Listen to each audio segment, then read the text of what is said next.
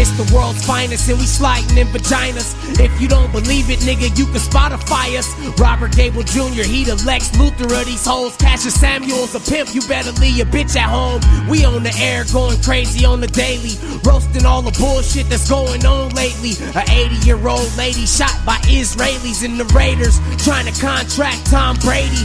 We can take it anywhere, we don't have a compass. It don't even matter, every topic, every subject, we gon' touch it, and y'all gon' love it. So welcome to Uncommon Sense, a podcast about nothing.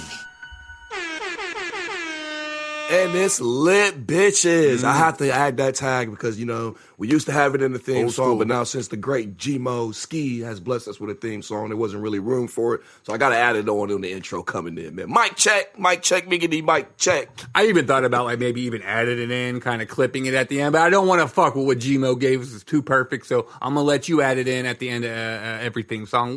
We'll take it from there. You know it's lit, bitches, man. Welcome to Uncommon Sense, a podcast about nothing where unpopular ideas and beliefs can be exchanged in a judgment-free zone with unfiltered honesty, respect, integrity, all that good shit.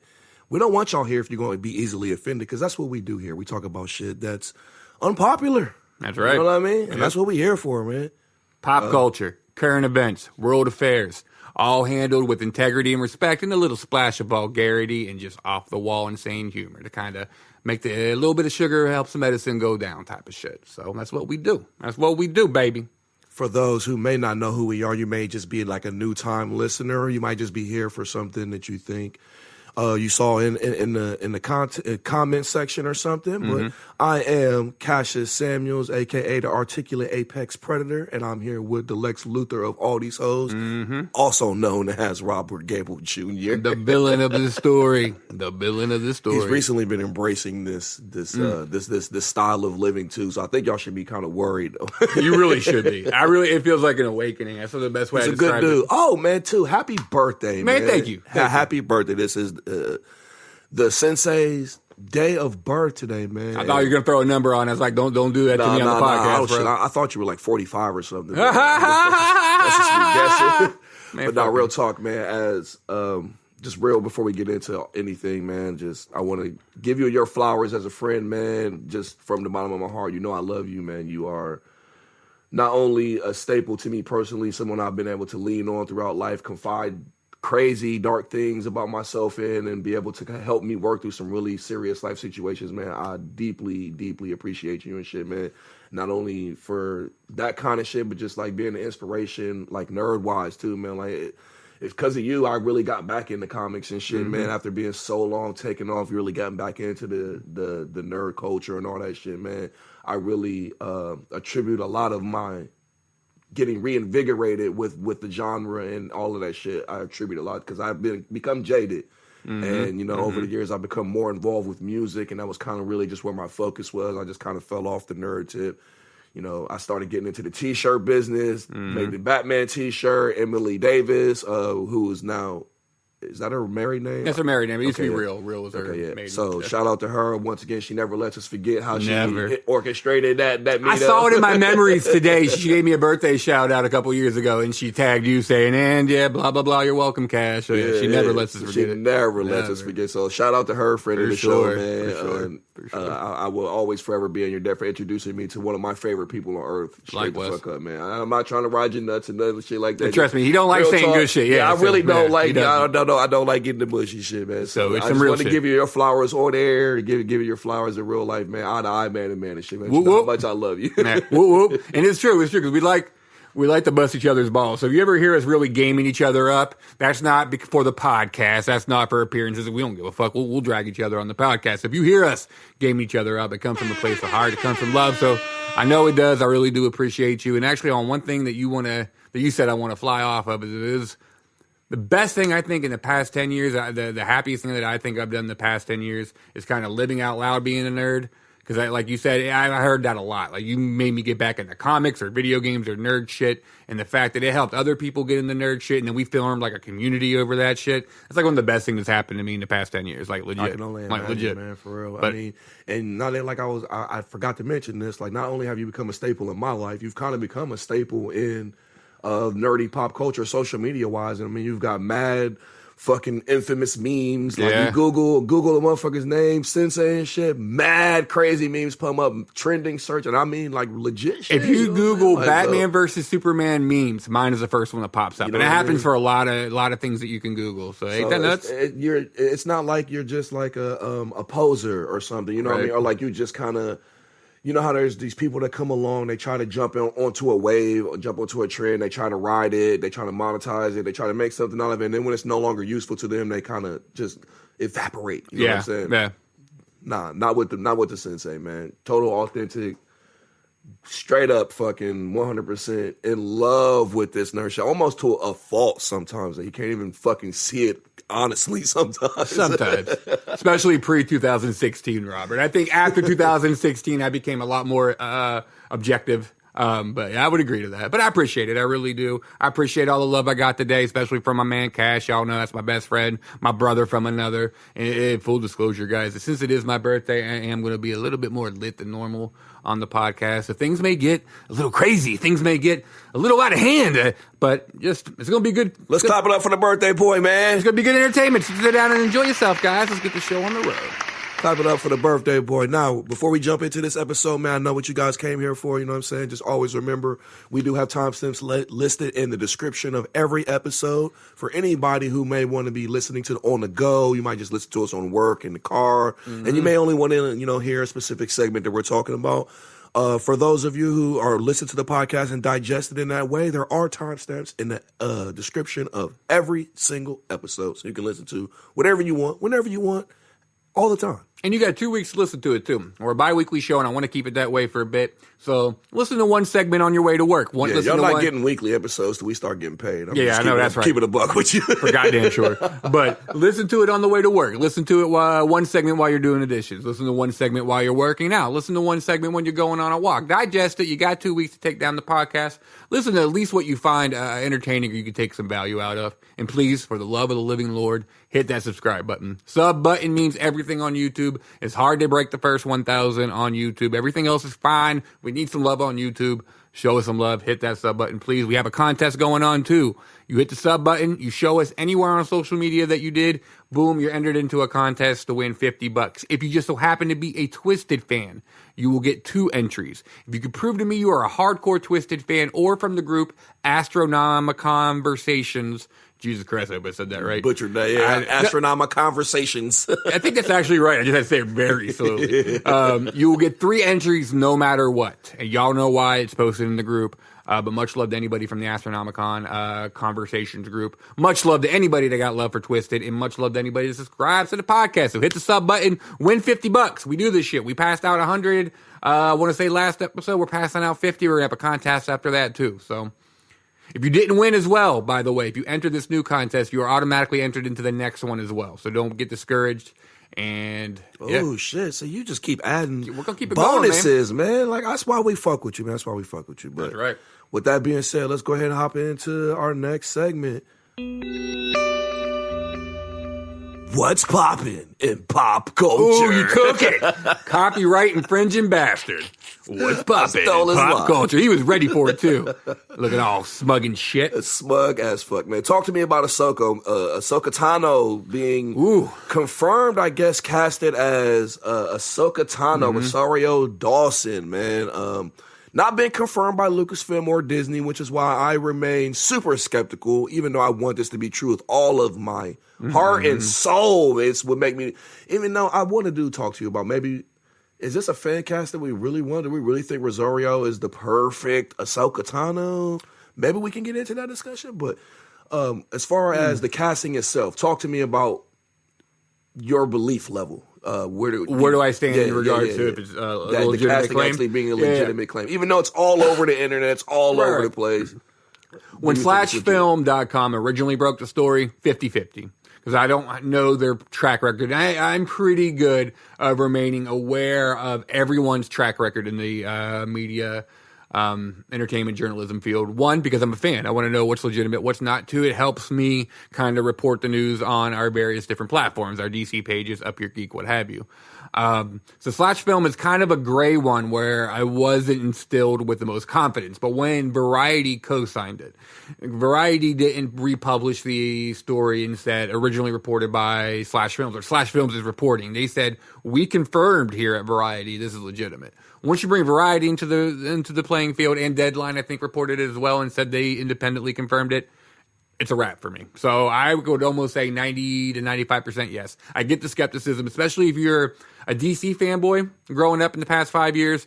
You have been subjected to a lot of fake news and half-truths and speculations that's passed off as news. And when this clickbait culture of we got this covered and Fandom Wire out there, treat everything skeptical. Like, treat everything skeptical. I get it. We would kill. We got this covered if they came out with this and they just say, "Oh, sources have confirmed." Right. But we didn't get a who the source was. We didn't get a name or even like a general description of the source. But it all depends on who. Killing it. But it's Variety, Yeah. so we kind of give them the leeway. Like you said, man, I have the PTSD of being just so many half-truths and navigating the sea of fake news. While I do believe it's pretty much a done deal, like, I just would think that Rosario Dawson would tweet something like, "Hey, Ashoka," you know what I'm saying? Especially because she does have such a predominant social media presence at times. And she's an open mouth. And she's already been on record as saying she wanted to play the character. But this would be like a dream come true type situation. That makes me think, if she's not allowed to say nothing about it, maybe it's because it hasn't been finalized behind the scenes, and we have a plug kind of close to the situation that will remain unnamed. We can't really do that, but somebody we trust and have a little connection to has informed us that it's just being discussed. You know what I mean? Right. So, with that being said, but this person did seemingly confirm Ashoka. So if I want to dissect it in two arenas. One, who's playing it, and the fact that we're getting it. So let's just say Ahsoka definitely happened in Mandalorian 2. It seems like that is almost confirmed. I will go on the limb for that. So taking it, I want to talk on that real quick. Holy shit.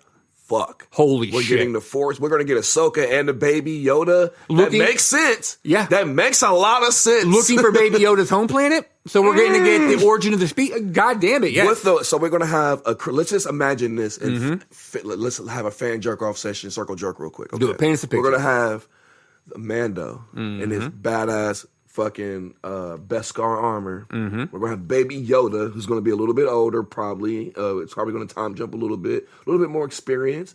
And we're going to have Ahsoka plus old girl bounty hunter from the last, I forget, the UFC fighter. I forget her name. I'm sorry, off the top of my head and shit. Not me too. But a real cute girl, but the one who really made character progression with him. You know what I mean? And then you got the villain with the Darksaber. Yep. One, I think it's a testament that Star Wars' future is on streaming and television and no longer movies. But that's a discussion for another day. No, not to get sidetracked. We can get in. That's a perfect segue into the. Well, and it will be. Before we get to there, though, I was dissecting it. So, real quick, Ahsoka, getting a live action Ahsoka, I think is amazing. I think it's one of the best characters in Star Wars mythos. I think it was one. All the fans were a bit 50-50 on it first, and then she grew on everybody. Well, most people. And then she's so important. So to legitimize her in something live action is something we need to do. I'm all for it. Is it Rosario Dawson? Is this the fan casting that we want to address that question? I love Dawson. I always love Dawson. Razda is, I think, one of those actresses that says Razda. Razda, you know what I'm saying? Pet name for her. If you can shut the fuck up. Me and Razi go way back.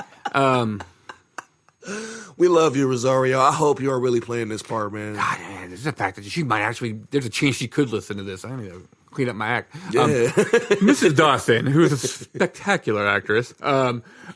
She's legitimate when she says she's a nerd. And there's a lot of actors and actresses that say that, like you said, would ride the wave, but they're not legitimate. She's legitimate. Right. Like she'll bang out comic books, but not titles, but not drop names for clout like Batman, Superman. She'll drop shit like Johnny the Homicidal Maniac. Shit where you drop it, I'm like, oh, okay, so you read comics. She has such a passion for that. Loving Kevin Smith, so loving her shit on Clerks too. Loving everything she's done. Do I think she'd be play a great adult Ahsoka? I do. She would throw her heart and soul into that. She would give everything she could. I'm here for it. I'm here for it. I kind of wanted Ashley to play it. How do you think about that? Because I think unless she's a horrible actress, I think the original Ashley Eckstein, I want to say her name is off the top of my ripped brain right now. But the original voice actress for Ahsoka would have been pretty good too. One, you're putting this chick in makeup as is, and I've seen her do some live action takes of Ahsoka's voice, and this movie ain't going to be winning any kind of awards to begin with when it comes to acting. Give me a pretty serviceable performance. It's not a movie, it's a TV show. What'd I say? Okay, my bad. I'm lit. It's my birthday. But I kind of wanted Ashley to do it, but if you want to go with a legitimate accredited actor, and there may be some Screen Actor Guild union drama that prevents them from using Ashley to begin with. Who knows? I get it. So if you want to go with a legit name, you can't do any better than Razda. So there it is. Yeah. Excuse me. I want to echo and agree with what you're saying, but I just wanted to present the question. I always want to look at it devil's advocate side, both sides of it. You know what I mean? I do believe that this news can be taken to heart, but I'm still just going to reserve judgment until I see something from them, from Dave Filoni, from Jon Favreau, and I'm glad to see them in the driver's seat driving this forward. They're the only people over there that I have any confidence in at the Star Wars shit. You know what I'm saying? So, and even with Filoni's record, not to interrupt you, but if someone will quickly bring up, what about Star Wars Resistance? Dave made that exactly what Disney wanted it to be. He also gave us Rebels, Clone Wars, and The Mandalorian. I'm sure that is a byproduct of exactly what he wanted to do. And plus, he had to work with the new trilogy. And there's no mythos or lore to pick from. He had barely anything to work with. Yeah. So, hate to interrupt, but I got my boy Dave's back. No, you're good, because I wanted to kind of circle back and at the same time move on to the next topic of movies and this Corona crisis getting released directly to like streaming services, because you made the comment the future of Star Wars is on streaming services, with the Obi-Wan coming out, Mandalorian 2 kind of getting all of the momentum for Star Wars right now with the movies being so divisive. You can't really call them a failure because economically they performed, but as we've made the point plenty of times, Star Wars is going to perform, especially the way that sequel was set up with the bringing Leia and bringing Han and bringing Luke back. It was going to do bank. The next trilogy, the next set of movies, we're going to really see where the Star Wars franchise is at. We're going to really see where it's at then when they don't have the Skywalker saga to lean back on. So with that all being said, like I said, circling back to this topic of, because Bloodshot, the Vin Diesel movie, I heard is being released straight to streaming on Disney release onward, but I think that had already been announced. That was an expedited home release. Okay. But the interesting thing about the examples, though, those two real quick, is Bloodshot was probably going to do horrible in the box office anyway. So it's smart for them to do that. Yep. And Onward, which I heard, once again, no love laws between me and Disney, but I've heard wonderful things from critics and my peers that I trust. This is a fantastic movie that made them bawl. So I'm not dogging the movie at all, but it bombed at the box office. It had some competition. It had Corona, what have you. So them expediting that is unfortunately not a sign of things to come like we want it to be. But does it seem that it's going that way? Does it seem that movie studios are going to still explore that avenue? I think it really depends on how these movies do. These early releases, the digital, these Bloodshot, what have you, because they're really worried about piracy. So I think they're going to watch how well they do, how high revenue, the revenue comparison to that in tickets, and then uptake in piracy, if they see increased piracy activity. On the subject of piracy, just to jump in real quick before I forget this point. Yeah. I wonder how much of the difference of piracy is as like for a theater release as opposed to a streaming release, because piracy is involved in both. You know what I'm saying? When the movie comes out in the theaters, you got the people there with their cams and doing all that kind of crazy shit, getting the bootlegs out. Shout out to y'all, always keeping the pirates holding us down. You know what I'm saying? We'll take those bet commercials in between those videos if you guys keep it up. But then, I guess the question I'm asking is how much of a really difference in piracy would they see if they just go straight to streaming? And as much as I'm a proponent and I want movies to be released at home really big, and we'll get into that in a second. I think it would be huge. You think it'd be the spike? I think it'd be a huge spike because with home releases, or not home releases, but movie releases, you're getting piracy, but you're still getting cam versions for at least 2 to 3 months.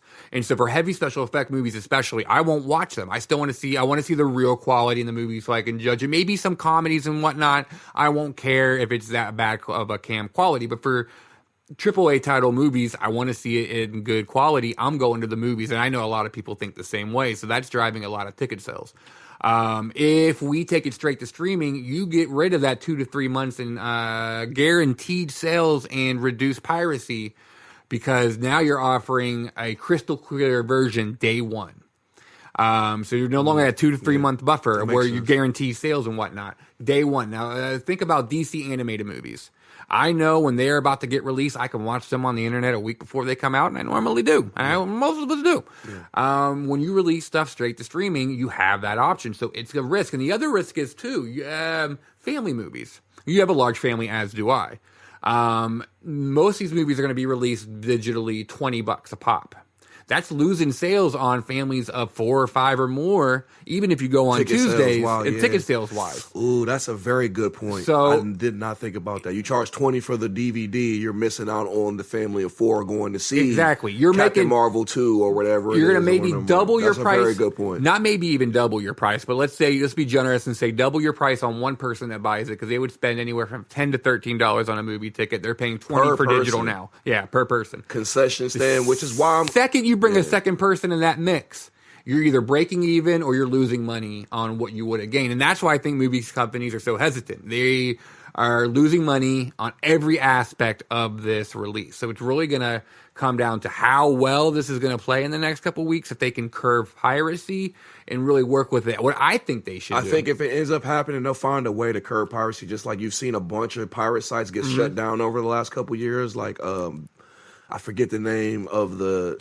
Kick-Ass Torrents shut down. You know what I'm saying? Pirate Bay constantly getting shut down and shit. Like these big time pirate life sites will find a way. I mean, they do sprout up, but the federal government is not playing. They shut down Backpage. I mean, that's true. You know what I'm saying? They shut shut down all of that shit, bro. Like you can't get on any of that shit if they really don't want you to. So I feel like if it ends up coming down to it when they have to go directly, because I think it's time to get on that conversation of. I do too. I hate the movie theater, to be honest. I hate going to the movie theater. It's an antiquated service. It is something it was something that we needed back in the day. Now we don't need it. We can honestly have direct-to-consumer content directly getting beamed to our computers, laptops, cell phones, tablets, TVs.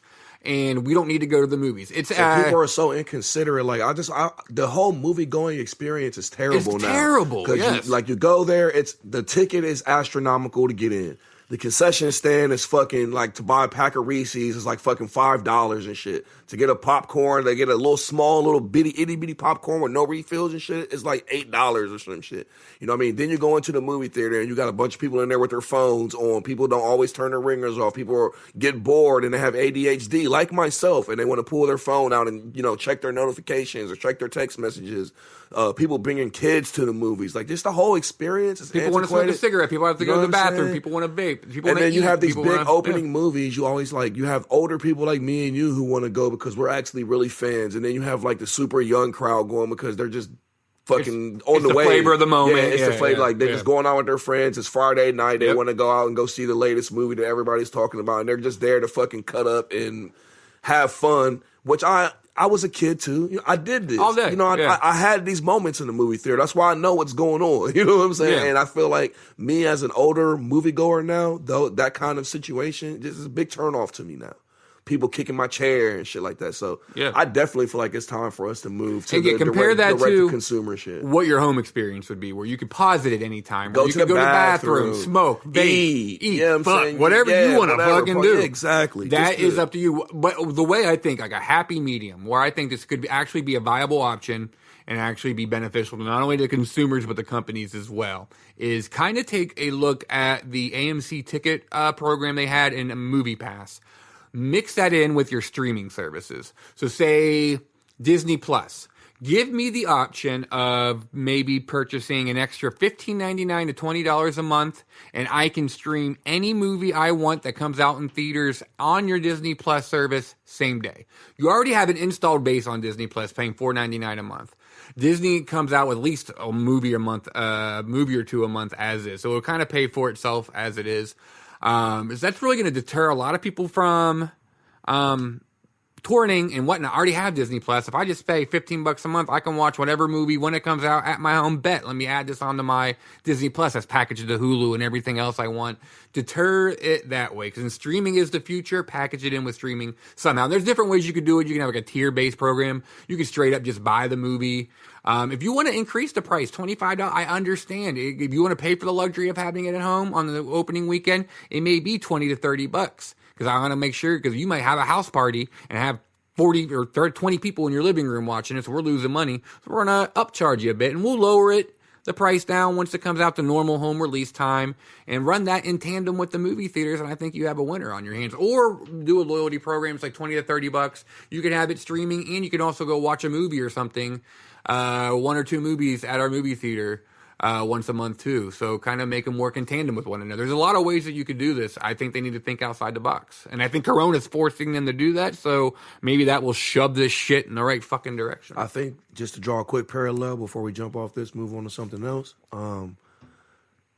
The movie industry just needs to look at what happened to music. It just happened to music earlier. We went from CDs and fucking concerts and all. I mean, concerts are still touring, it's still a big thing and shit, but kind of the streaming, the transition of how music had to go through. I think movie and media needs to start looking in that direction of how to get directly to the consumer through streaming and downloads and shit like that. And working with the consumer too. Because look at they'll figure out a way to monetize it. They've at first they couldn't figure out how to combat the piracy, like with Napster and all that kind of crazy shit. Then eventually you saw the Spotify's and the Pandoras. Like, they're figuring it out and they're making buku loot off of it now. You know what I'm saying? And that's the same thing to come with the streaming services. You're going to see a lot more of these HBO Maxes.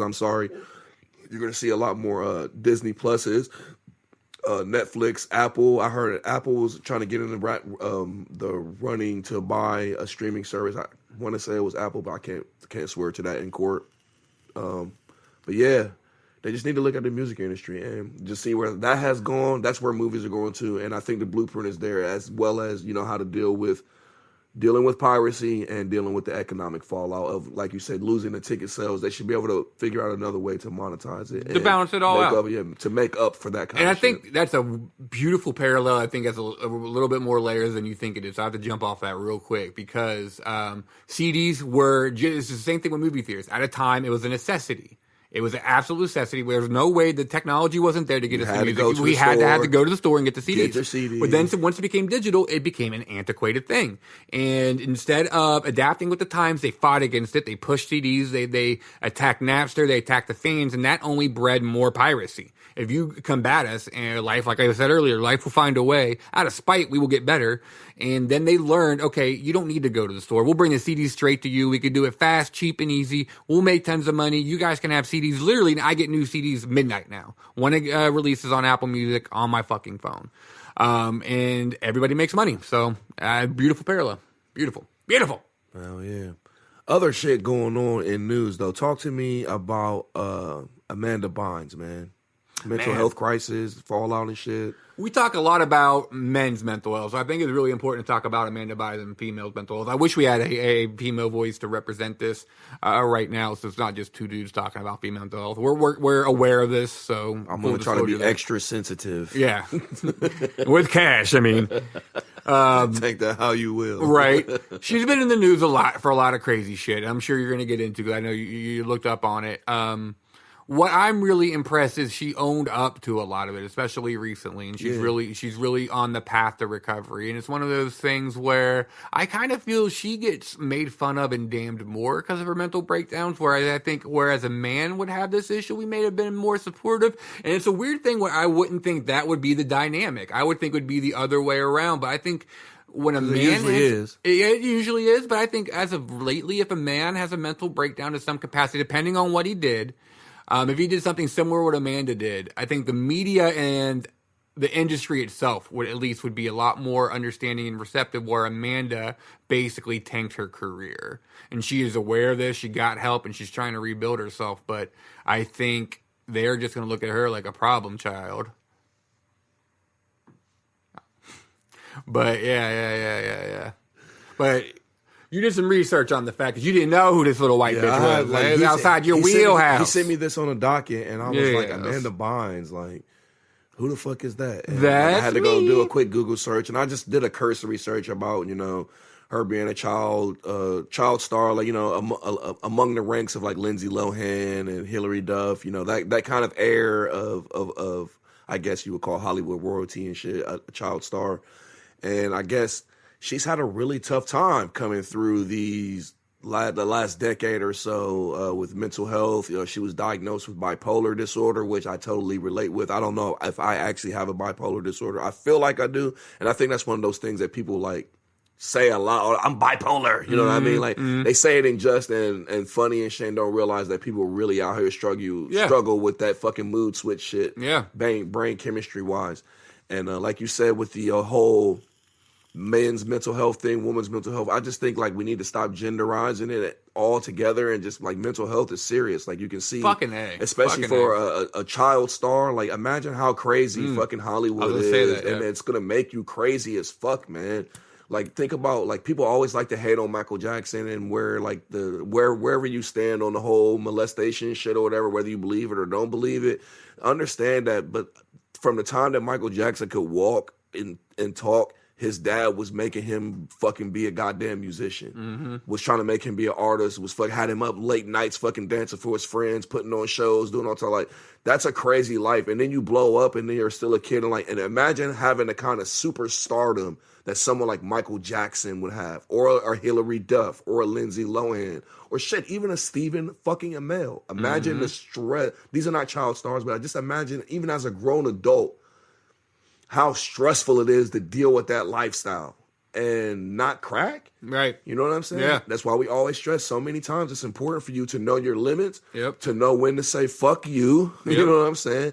And I know it feels fucked up because you feel like you're letting people down sometimes. Maybe you feel like you're going to be viewed in a particular light. You get inside your own head. You start thinking about how other people are going to look at what you're doing. And that's where you fuck up. That's where you fuck up. Stop thinking about what other people are worried about, do what's good for you, man. For you. Ask yourself. I always say the 3 people you should never fucking lie to in this world, man, is your fucking lawyer, your fucking doctor, and your fucking self. Don't lie.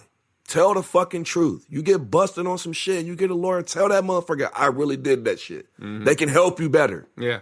They can help you more than if you trying to lie to your lawyer. To your doctor, when you go there, tell him, I've been fucking bitches raw for 6 months straight and I just ain't cared. Right. You know what I'm saying? Yeah. Let them know about that puffy dick tip. Yes, just tell the truth. And with yourself, look yourself in the mirror and be like, yeah, I know I'm a dick. Or, I can't do this. You know what I'm saying? They really want, I can't do this.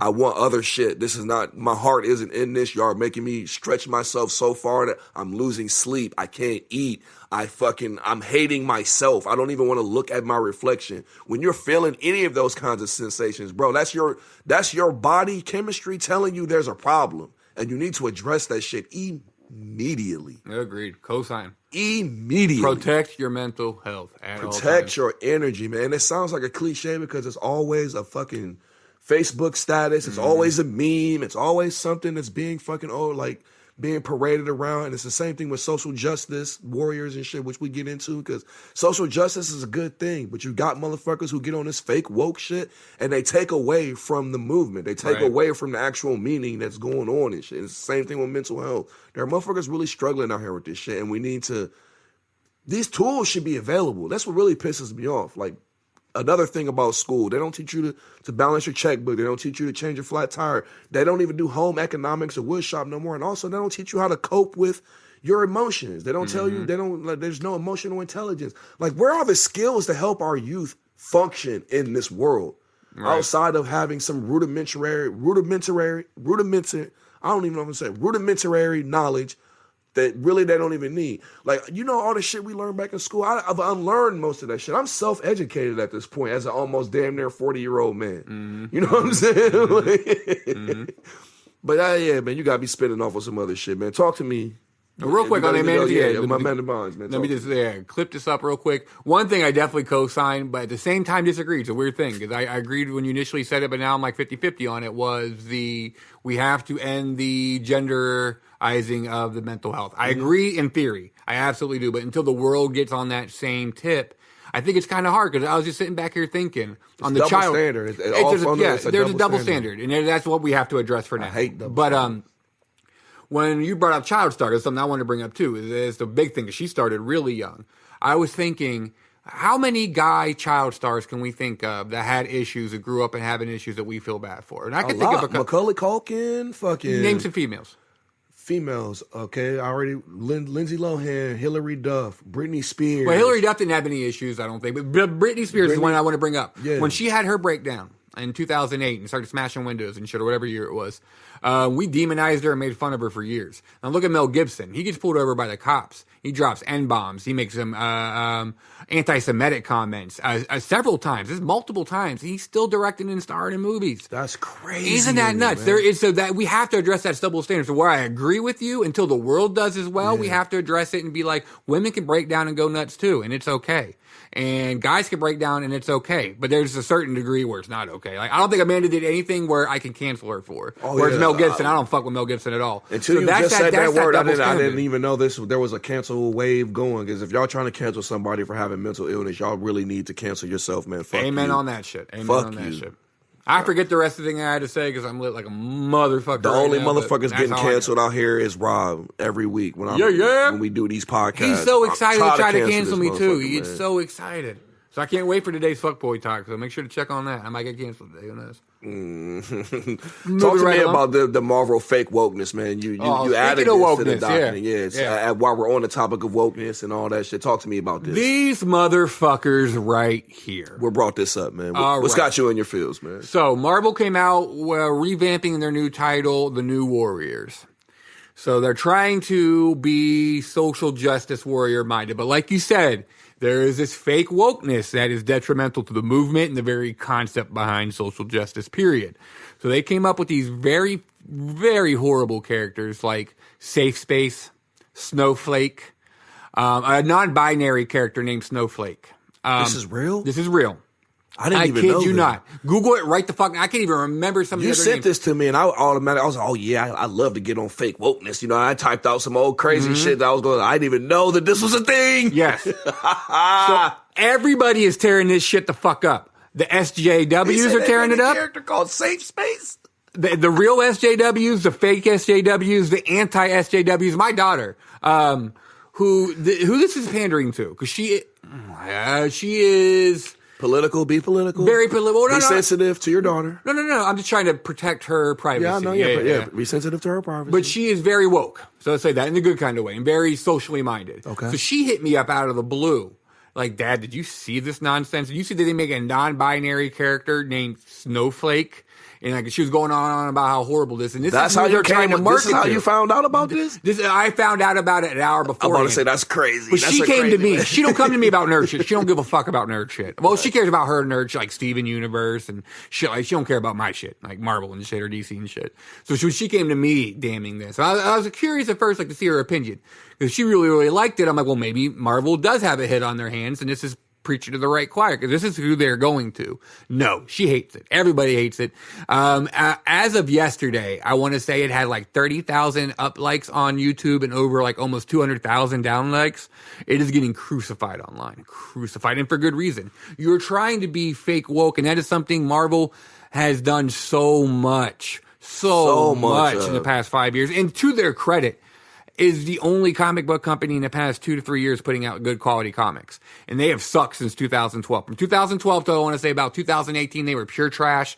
Past 2 years, they've been putting out some dynamite books. I want to stop you at pure trash because Jonathan Hickman did his run in there with the Avengers. And, we got Secret Wars and shit. In that time, there were some good-ass stories, but the majority of Marvel at the time was trash. Don't let me overgeneralize. I want to throw that caveat in there. There were some good stories coming from Marvel. Cosign. But a majority of it was trash. And now DC, the majority of their books are coming out as trash. Whereas Marvel has been on the upswing, and I'm very happy, especially with now that the movie has the rights. The comics all of a sudden care about X-Men, and Hickman, as you just brought up, is doing a wonderful job on that X-Men book. So to get all this goodwill Hickman from the comics, like fucking the Marvel, fucking Jeff Johns, to be honest and shit. He really is. I think that's an apt comparison. I think that's a very accurate comparison and shit. But now to take all this goodwill and just piss it down the fucking drain and to just take a shit on it, wipe your ass on it. with this fake woke shit is not a good look for Marvel. Not at all. Not at all. Especially when the CEO is such a known Trumper and such a known Trump supporter too. So you know this shit's coming from a place of fakeness because he has a direct hand in all things comic books.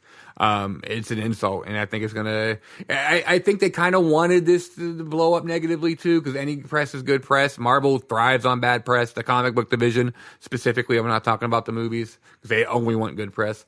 But the comics don't care about controversy. But I think it's gonna bite them in the ass. You just really shit on some goodwill.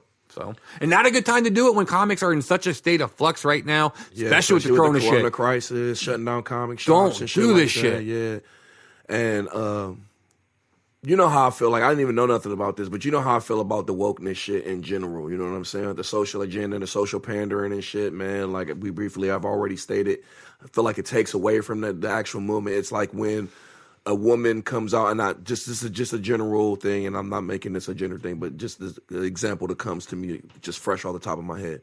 Like when you see these incidences where women come out and they falsely accuse a man of sexual assault or some shit like that, and they're just trying to get attention, and then they go away and you find out it never really happened, it kind of diminishes the real situation, that women out here really deal with sexual assault. And when one of those women comes out and is publicly exposed, it really fucks it up for all of the women out there, just in the views of the public eye, you know what I'm saying? Whether how you digest it on an individual level, just publicly, it just makes people, it just diminishes it. Same thing with like social justice. Like I just can't stand the virtue signaling, the pretentious fucking social justice shit where people try to assume like a moral high ground or like ideological, whatever, man. Yeah. I'm making up words today. Yeah, man, my words are twisted today. But they try to be like superior to you by like purporting social righteous motives that are factually skewed and untrue, meaning like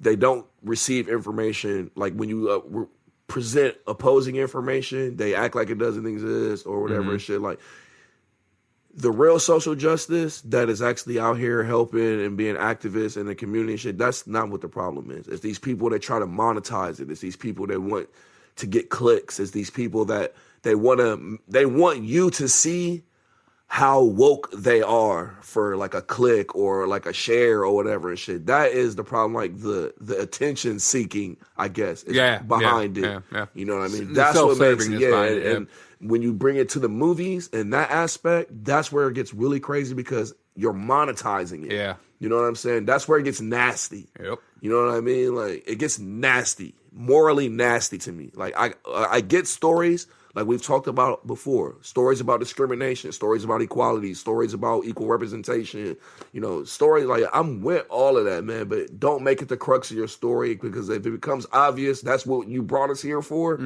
that's not enough for me. It's not enough for me. You can't be fake with it. There's a lot of disingenuous articles going around. One from, I want to say Bleeding Cool off the top of my head, which is actually a publication I respect outside of their very ad-ridden fucking website. Jesus Christ, those pop-up ads are fucking nuts. But anyway, they put out a very disingenuous article about how horrible this fake SJW shit is and how they can't believe Marvel is putting out a comic like this that glorifies this. And what they really were talking about in the article was X-Men. So they're trying to say, hey, you guys would have complained just like this when X-Men came out, blah, blah, blah, give it a chance. And one, I think you should give it a chance no matter what. I do agree to that. But what I have an issue with is don't you dare compare this to X-Men. Don't you dare compare this. What X-Men was a very discreet but very powerful comparison to the civil rights movement in the 60s and 70s at that time, and is a wonderful civil rights and social justice comic without trying too hard to be such. Whereas this new shit is trying so hard, pandering to a crowd that doesn't buy Marvel comics and will not buy Marvel comics, and is not fucking X-Men. So don't you dare compare it to X-Men. That's fucking ridiculous. Word up. Moving on, real quick, let's get out of the pop and pop culture segment real quick. Let's just run through a couple real rapid fire questions. Talk to me about DCTV post-crisis talk. What do you got to say? Let me know your feelings. Yeah, post-crisis. So what this is real quick is just kind of commenting on what our opinions are of DCTV shows post the Crisis on Infinite Earth crossover. And actually surprisingly strong. Right off the bat, The Flash is having the best season they've had since season 1 and 2. I love the new format that they're going with. You can tell the producers are very excited when they talk about the new format, and that is splitting it up into what they call two graphic novels, graphic novel A, graphic novel B. So season 1, instead of one long arc in the season like they normally do, it's 2 separate arcs, split in half through the season, and they kind of run adjacent to one another but are connected to one another.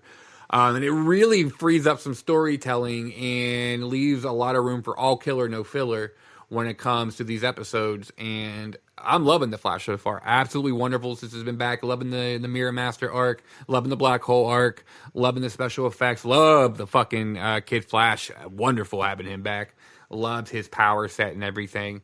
Legends Tomorrow has been really good. If you like it for what it is, as of season 3 and season 4, you're going to love season 5. I'm a little tired of it myself. I'm ready for it to kind of end gracefully, but it's still really good season 5. I can't even lie. I'm loving it. Batwoman, though.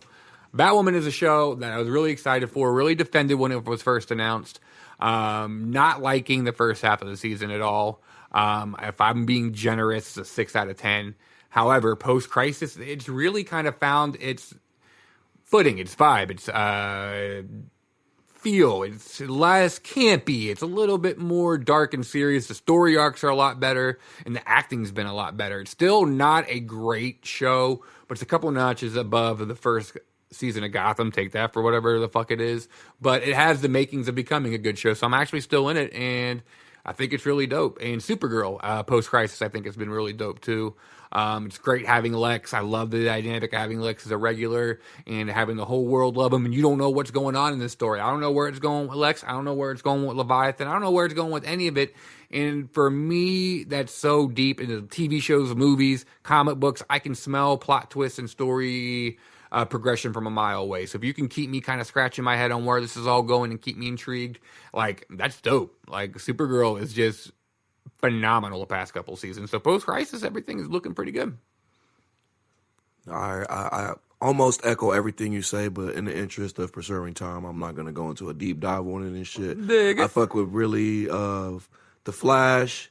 Now the Arrow's gone, I'm really excited about that, but The Flash and Supergirl are the main targets. I gave up on Legends a long time ago. I got really too slapsticky for me. That's fair. I just lost interest in it. It wasn't vibing. And with so many other things to watch, it's just like I'm not married to anything these days. You know what I'm saying? If you're not keeping my attention, I'm just going to move on. I never gave Batwoman a chance. It didn't look like something I was going to be into from the beginning, and it's just only been reiterated many times through you and just like little peaks that I've gotten. That's just really not up my alley and shit, so there's no reason to waste my time. But overall, I agree with you said. Like Flash, this is one of their best seasons in a long time. Supergirl has really been really good the last couple seasons, and I really enjoy this storyline going on with Lex and Lena and Supergirl. It keeps me on the edge of my seat because I don't trust Lex and I don't trust Lena right influence with her or anything like that. But I enjoy the storyline for what it is and the unpredictability of it and all that shit. So, and one thing I want to add, not caught up on Black Lightning. I missed, got up to season 2, halfway through season 2 last year, and then fell off of it. Not anything because of the show, just time restraints or what have you. I'm getting caught back up now, almost done with season 2 now, and season 3, the most recent season's already on Netflix, so I'm going to get caught up on that too. I've heard a lot of great things. I'm really interested in seeing Wayne Brady as a villain. Gravedigger's a real big villain for Black Lightning, actually one of the last ones they haven't got to yet. So having it played by somebody that's traditionally not a villain, I love those kind of castings. We hit pay dirt with Lex Luthor with that casting, so I think thinking outside the box with that really kind of pays off sometimes, and sometimes you get Jesse Eisenberg. But I can't wait to get caught up, and once I am caught up on season 3, I'm gonna phone in a verdict for sure. So, hell yeah. Well, before we get out of what's popping in pop culture, talk to me real fast. Give me your video game breakdown you wanted to go through. Try to keep real quick. Keep it simple, bro. Real quick. I got a bunch of I know you love the shit, man. I know. Video games are my number one medium over movies, comics, anything. But I will keep it quick. It's a tradition ever since I was little to get a bunch of video games because we didn't have a lot of money growing up. So I'd always get my video games on Christmas for my parents, relatives, what have you. So it's a tradition. Same. And a lot of games, they all come out April, May, and March. And then the other big boom is from September and around Christmas time. Yeah. Yep. So it's usually when it happens. So I got a backlog of games this year. Finally got through most of them. And real quick reviews in case you haven't played them. The new Star Wars Fallen Jedi, 7.5 out of 10. And again, I played over 1,000 video games. It's not 2,000 guys. So I know my shit. I think it's a good game. I think it's a little bit of Dark Souls and, God damn it. The other one is, I'm twisted right now. Bloodborne. But it's also mixed with Metroid, which it sounds kind of dope, but it's I hate parry-based combat sometimes, and it's such a grind to play that game, and the backtracking is so grueling, and the story is just kind of bland, and so are the characters. It's a beautiful game, and there's some beautiful moments, but at the end of the day, it's just an average good game, 7.5 out of 10.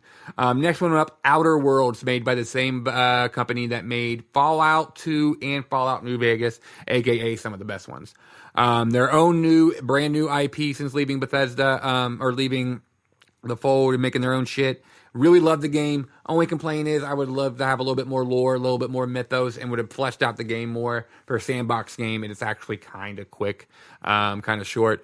But an amazing game. Absolute biggest thing is the characters and the writing. Hilarious writing that legitimately made me laugh out loud a few times. And such great characterization and voice acting that I really felt a connection with the characters. That alone took it from an 8.5 because of the shortness up to a 9. I give it a 9 out of 10. It's an absolute wonderful game. Support the fuck out of that. And real quick caveat, I've never bought an Xbox system because it never really had games I'm interested in.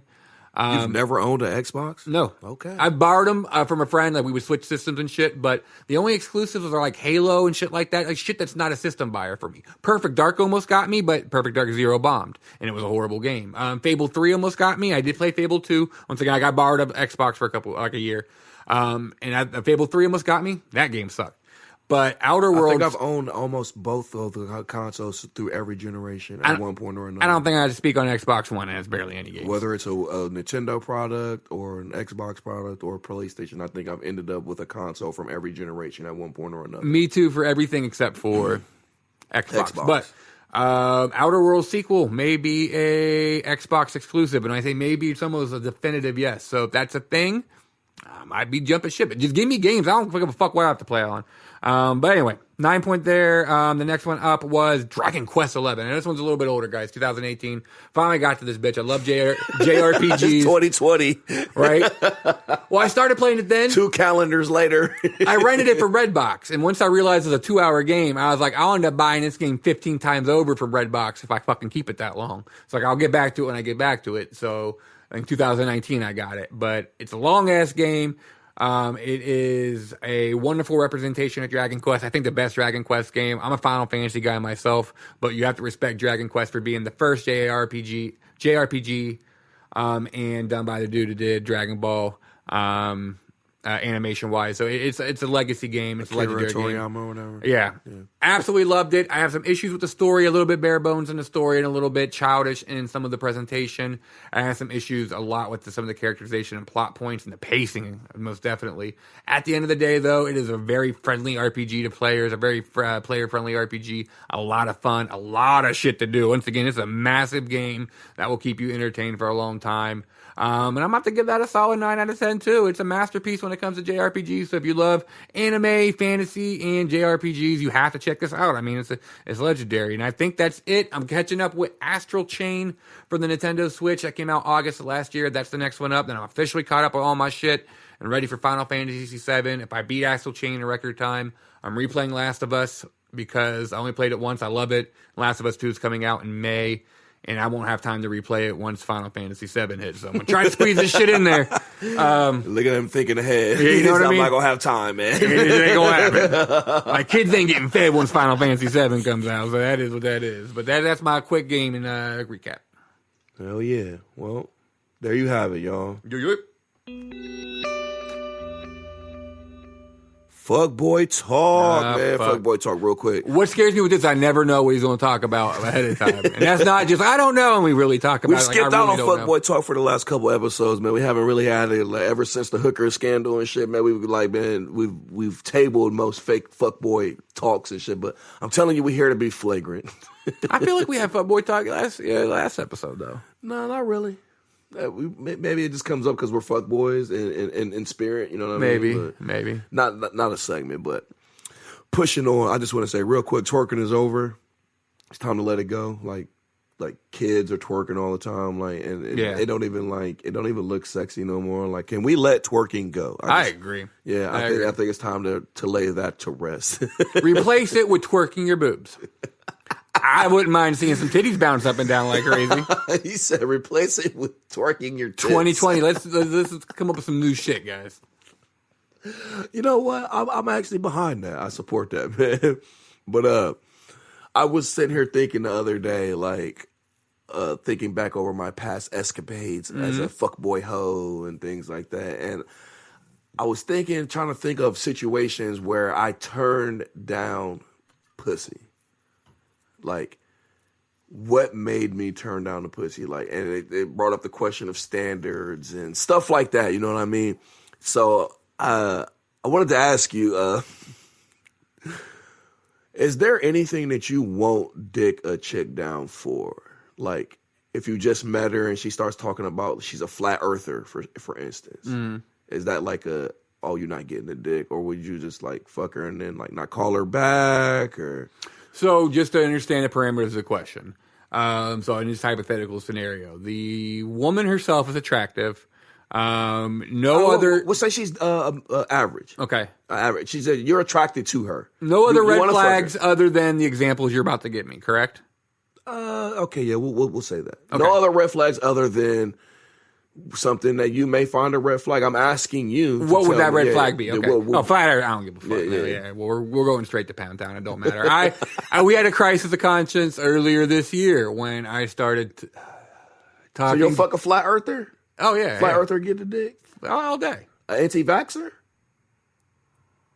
With a condom, yes. Because definitely with a condom on that one. I have to double wrap my shit on that. Because if you don't believe in vaccinations, Lord knows what you do, guy. You might not believe in antibiotics. And I'm not trying to walk away with puffy dick tip once again. It all circles back around to the puffy dick tip. So anti-vaxxers, that's a big. He said the anti-vaxxer, I can't hit her raw, but I'm a fucker. I can't fuck her raw. A couple months ago, I had a crisis of conscience of somebody that was really new age, like uber new age, like super into crystals and incense and energies and waves, and I'm not into that so much. And I'm definitely cool with it to a certain degree, but this was definitely over top, and I was really weighing the hotness to my own moral, I wouldn't say moral standards, but personal convictions, I guess would be a better turn of phrase, my own convictions. And turned out my dick would have won in that scenario. Just tell me it's standards, man. Do you have standards? Yeah. I won't fuck a racist. Is there a bitch that cannot get dick from you? Yeah, like racist, homophobic, anything that disagrees totally with my core moral character, absolutely. If there's no physical, well, there's a strong... I would fuck a bitch in a Confederate flag with fucking Trump bumper sticker or Trump stamp and shit, and put that shit all over Instagram. Okay, well, I like my wife gets pissed about that because she tries to tell me all the time, as long as it has legs, you're fucking it. And that's her running thing. Right. Animal, vegetable, or mineral. By vegetable, I mean paraplegic because they put up the least amount of resistance. So as long as somebody's driving it, you fucking it, or you getting in the car. You know what I'm saying? Right. Shout out to you, baby. I love you, but you're wrong. I would not fuck a bitch who does not think that Wu-Tang is one of the greatest groups of all time. And I like how racism's okay.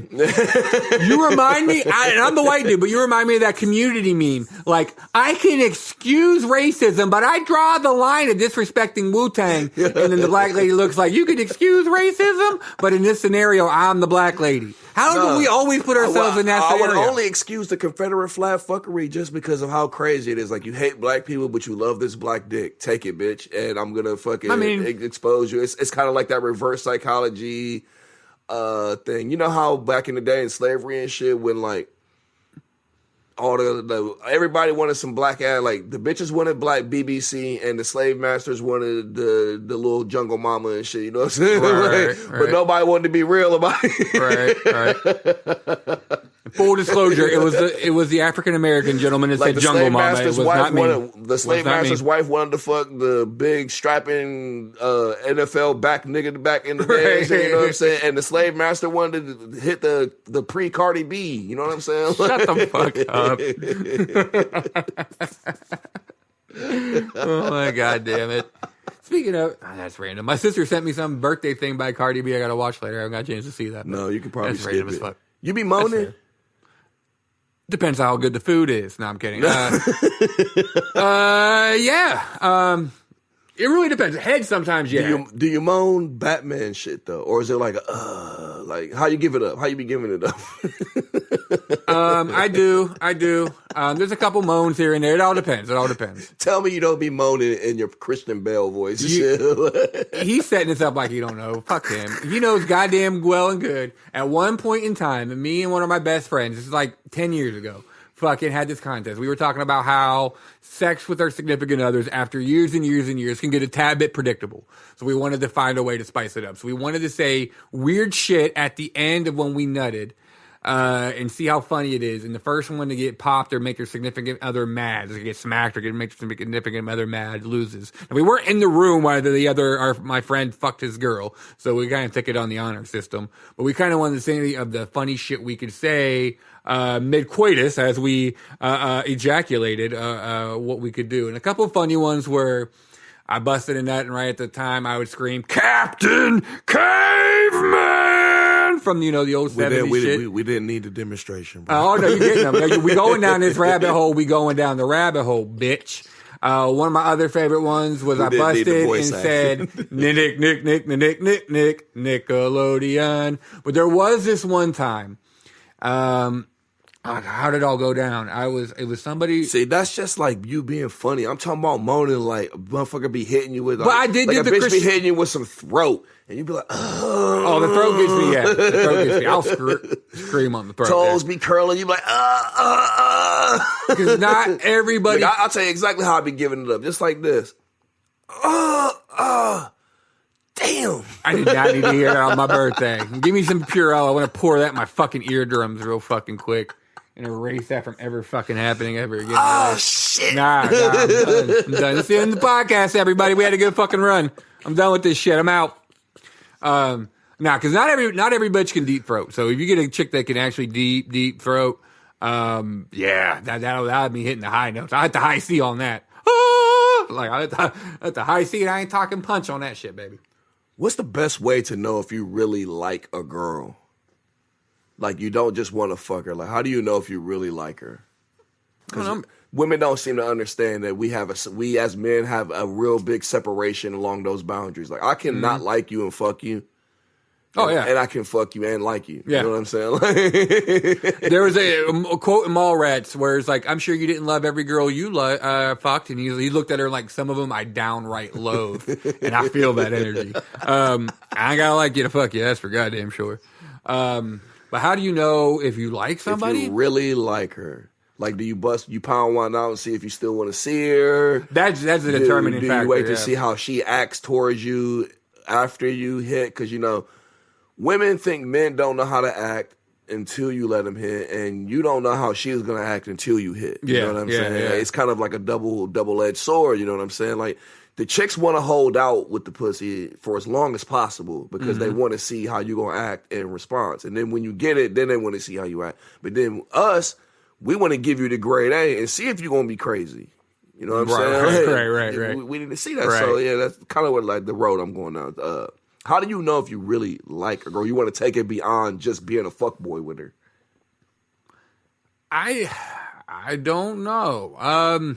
I know you're kind of jaded right now. And it's really hard to answer it being so jaded because I don't foresee myself ever putting myself to be that vulnerable again. So I have to take myself out of it, I guess, and put myself in the past.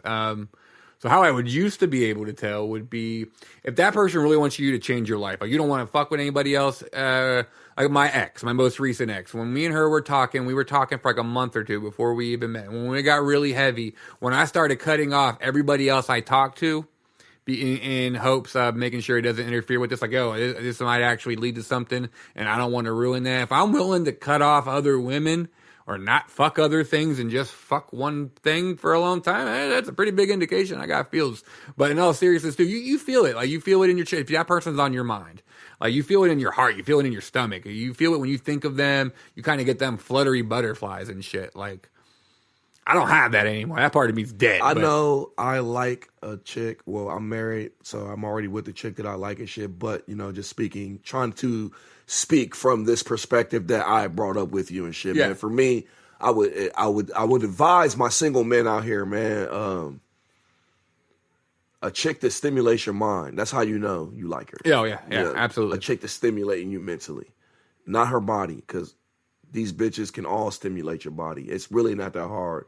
I mean, there are some fish out there, and it's no fun to fuck them, but the older you get, the more fun these older chicks be having, like, be able to put it down. You know what I mean? Like, I don't want this to come off the wrong way. I see you wording it. I see them wheels turning.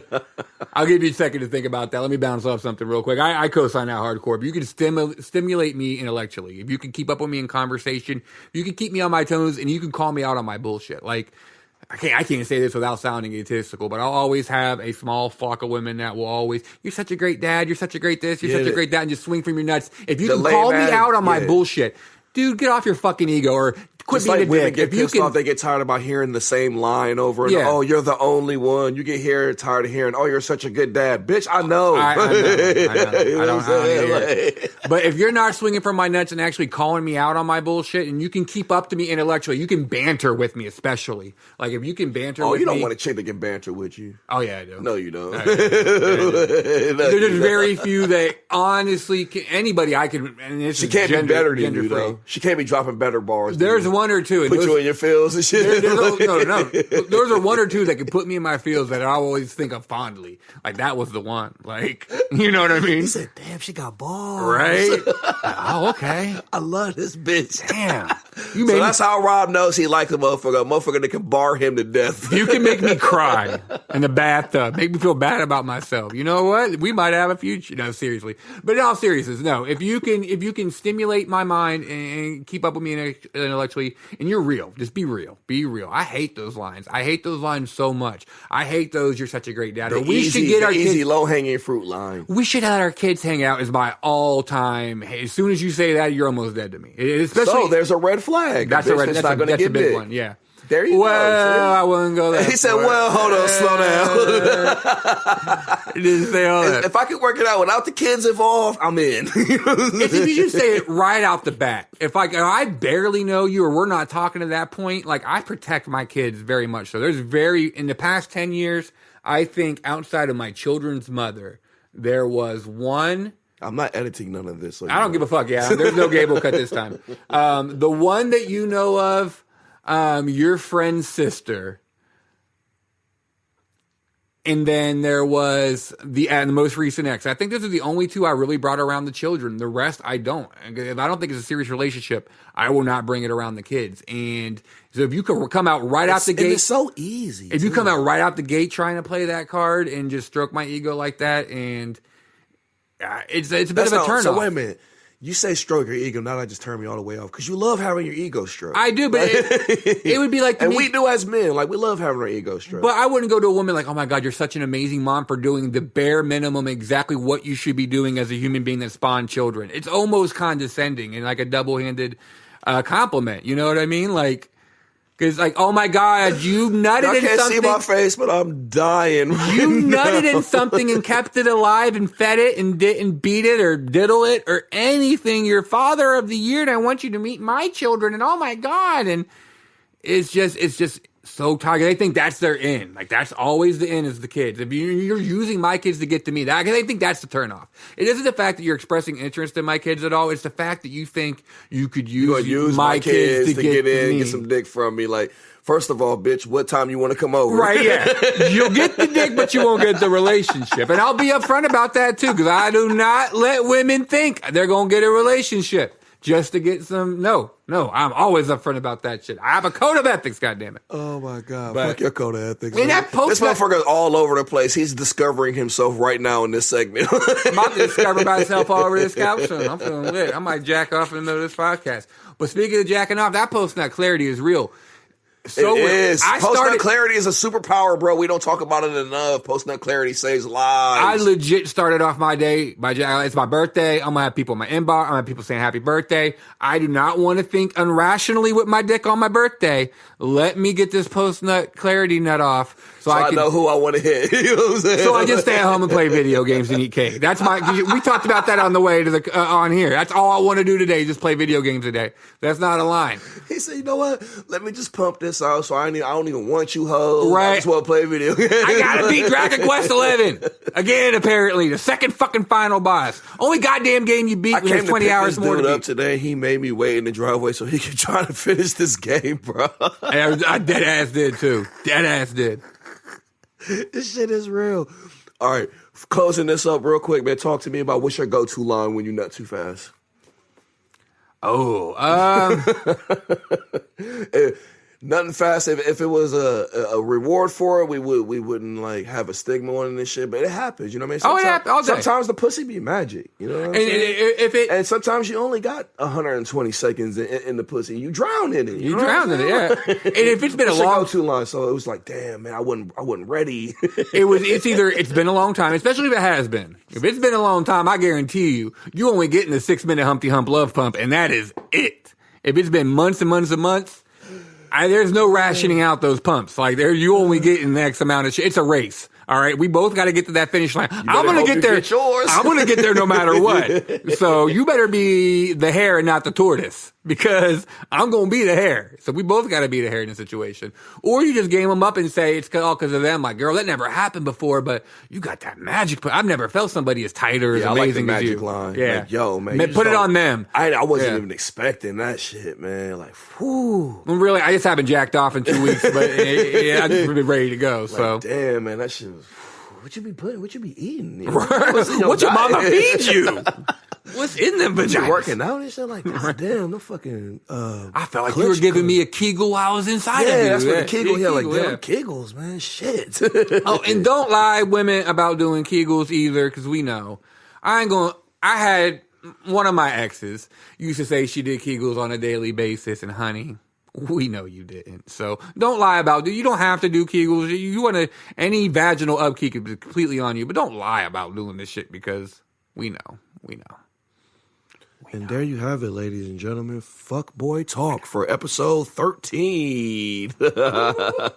Oh, before I move on, I did want to be like, for a second, ask if gold digging was okay. Because, you know, we go out of our way a lot to talk about prostitution should be legal, drugs should be legal, all that kind of thing. We want to respect people's freedoms and shit. But when you have these kind of things going on, you have to kind of think about the kind of byproducts that come as a result of some of these things. So it's like, okay, if prostitution is okay, does that make gold digging okay?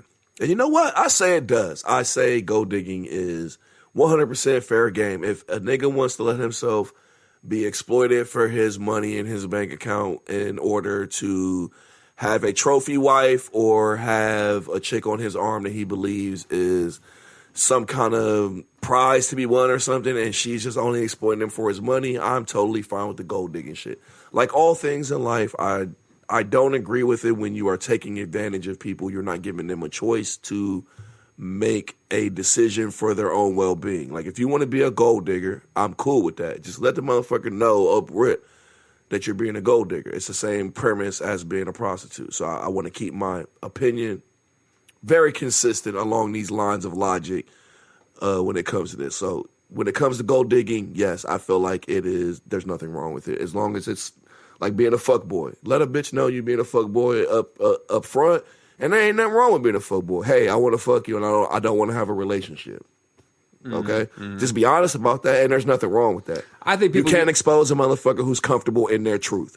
Same thing with a gold digger. Let it be known. Yeah, I'm gonna give you this pussy. I'll act like a trophy wife, but you gonna pay. Yep. So. And ain't nothing wrong with that. Ain't nothing wrong. I think some people just get jealous because it's the mentality of we have to work for a living, go do our 40, 50-hour work week, what have you. While it looks lazy, easy. Somebody just is born pretty and can just fuck, and that's all they have to do for the rest of their life. Listen, if I could get an OnlyFans popping right now I'd do it. Instead of this YouTube shit, I would be on it because these bitches be making bank. No, that shit. Some of these chicks be making like 20K, 20 bands. You hear what the fuck I'm saying? Get it. A month.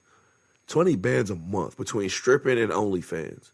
Man, y'all better be lucky I ain't got a pussy out here. I tell you what, or a set of titties. I mean, I got a set of titties, but it ain't a set of titties that anybody paying for. Nobody's trying to try to see some moves on some OnlyFans pages. And shit. My God, let's move on. Corona crisis talk, bro. Talk to me. Truth, theories. What's going on in the community? What can people do in the community to help out? Celebrities with Corona. Do you care? Shit. Cops have been arrested They have been ordered to not arrest hookers and drug dealers and shit like that because of the Corona epidemic. Like the movie industry being affected by fucking Donald Trump, who, say what you will, like I have a bunch of disagreements. I think he's a disgusting person, character-wise and shit, but this nigga's funny. Yeah, but say, boy, this nigga's funny, man. Yeah. I'm sorry. With the the China virus and the Kung flu comments, like, racial connotations aside, I get why it's insensitive and shit, but I'm sorry when you hear that shit. If Dave Chappelle said it, we wouldn't be giving him no slack. I mean, we wouldn't be upset about it. Right. So back to the double standard talk. I'm not going to... You know what I'm saying? Funny is funny, bro. I tell you all the time, you can make a funny joke about black people. I'm going to laugh. You child support. Okay, let's make a joke. Black person child support joke, man. If it's funny, I'm going to laugh, bro. I'm not even going to be mad at you. It just got to be funny is all. Right. This is what's crazy about this podcast, too, being a podcast about nothing is a whiplash. I'm extra lit for my birthday, so it's really fun for the fuckboy talk. But when we have to be serious and shit about Corona, I have to sit up straight real quick. I'm trying to get my serious voice on. Like, this is some serious shit in the community, you know what I mean? Like, it is such a whiplash. But yeah. So that's a lot to talk about when it comes to the coronavirus and I think the crisis. And one thing I kind of want to stress, too, if you're a long-time listener of the show, it may have seemed, or maybe we may have come across as we were trying to downplay the threat of it, and that was never the case. If you actually really listened to our words and what have you, we said it was a very serious situation that we 100% respected and encouraged all the quarantine efforts that was taken in China and everywhere else. And if it seriously progresses, we need to follow those measures accordingly. We just weren't panicking. We weren't panicking, yeah. We weren't shilling either. You know what I'm saying? It was just based on what the information was available at that time. Yeah. You know what I mean? It's got progressively worse, but we have adjusted ourselves accordingly. Quickly at that. And I feel like that's what your stance should be on that. I think some people are so married to their original opinion on anything that they will not change their opinion when new facts and logics are brought to the table. And that's really scary, especially when we're doing with a pandemic. Same comment I made about the social justice shit. Yeah. You know? And it's one thing when we're talking about comic books and entertainment. It's different when we're talking about a pandemic, when we're talking about a global virus. Like, it is time to get off your, I don't know if it's pride or a high horse or what have you, but sort of it's ego. A lot of it's ego. And some of it's politics, some of it's religion, some of it's a lot of varying factors in this, unfortunately. Yep. But what do you want to tackle first? I want you to kind of lead, just kind of point me in the right direction. Well, there's a lot to talk about. The easy shit, celebs with Corona, do we care? No, I don't, honestly. Not one iota of a fucking, here's why. One, all it shows is the distance between the wealthy and the not wealthy in America. The only reason we know about celebs getting it is because they are connected and have the money to get testing, whereas there are not enough tests for the general populace of America, not for the lower class or the middle class. Number two, which one of these fucking celebrities have done anything about Corona since they got infected? Ryan Reynolds donated either $1 million or $10 million. Do not quote me on the price tag, but both him and his wife donated all this money. He donated a large amount, millions to Canada and millions to America to give to the communities and give the Corona testing and give to everybody affected by Corona. Shout out to Ryan Reynolds, much love to him. Deadpool, it's always man. the assholes that do it too. Let me tell you what. And which one, he doesn't have corona. Neither does his wife, Blake. Out of Tom Hanks, Idris Elba, all these people that's doing wonders for their career. They ain't Kevin donated Durant, one goddamn penny to the cause. Big names on this shit, man. How many of you out of work right now? How many of you can't leave the house right now? How many of you not know where your next meal is going to come from if you're going to have to pay rent or what have you? And somebody can give you some kind of, these guys have millions and millions and millions of dollars. I know it's almost unfair to say just because they have it, they shouldn't donate. But if you have millions and millions and millions of dollars, you of all people, if you see how you're affected by it, you see what this entire country is going through, who you owe your wealth to, you owe your status to, you owe your clout to, in turmoil and tragedy, and you're not doing anything for it other than riding off the public wave of attention that you got for being infected by a very easily contracted virus. I don't give a fuck. And once again, it all goes back to show you the wealthy can get tested, and we take that seriously. And the poor and even middle class, we don't know. We don't know. We're just like, hey, you're coughing. Do you got it? I don't know. Take your temperature. You could go to the goddamn hospital now and list off every symptom that you have. And there's not a guarantee that you'll be tested. They'll just say, go home and treat it like you do have it. I know people that legitimately think they have it, and they just said, go home, act like you have it, social distance, quarantine, treat yourself, and just hope it goes away. But we can't test you because we don't got the shit for it. And I don't know what the infection rate is as far as like the fact and the truth, because like that's part of the discussion of like what's the theory, what's the facts, and it's really hard to know, especially so fresh. Like we don't really know what the rate of death is. You keep hearing like it's 3%. You're hearing this. We don't know because everybody who's sick isn't being reported. Right. Everybody who I do remember offhand. Italy's is 10% right now, which is astronomical. Right. They had one of the highest hourly rates, and it's not to downplay the virus, just to explain why they have such a high mortality I saw rate. an article that said that they were just leaving old people to die at some point. I mean, at some point, they are weighing options of who gets ventilators, who gets medicine. Yeah, There's only so much crazy. to go through, and it is. That's crazy. It's an unfortunate call to make, but when you have those scarce kind of resources, unfortunately, it is the one a civilized society has to make, regardless of how unfortunate it is. Do you give somebody the medicine or bed or whatnot that needs it, that's in their twilight of their years, that doesn't contribute to society, or somebody that's younger, has much more years ahead of them, that does? It's an unfortunate situation. It's a sad one, but unfortunately it's one that's happening right now. And we're one that we're trying to prevent from happening here. So adjust your fucking opinions, people, and wash your hands and yada, yada, yada. Yeah, the conspiracy theory things, while they're fun to explore and stuff, purporting them to be like something that can be realistic, it's kind of not helping anyone. You know what I'm saying? Has there been any? Because I'm sure you're like me. You probably went down some conspiracy theory. I went down a bunch of them. Because like me, and the one thing, Illuminati, fucking biological warfare.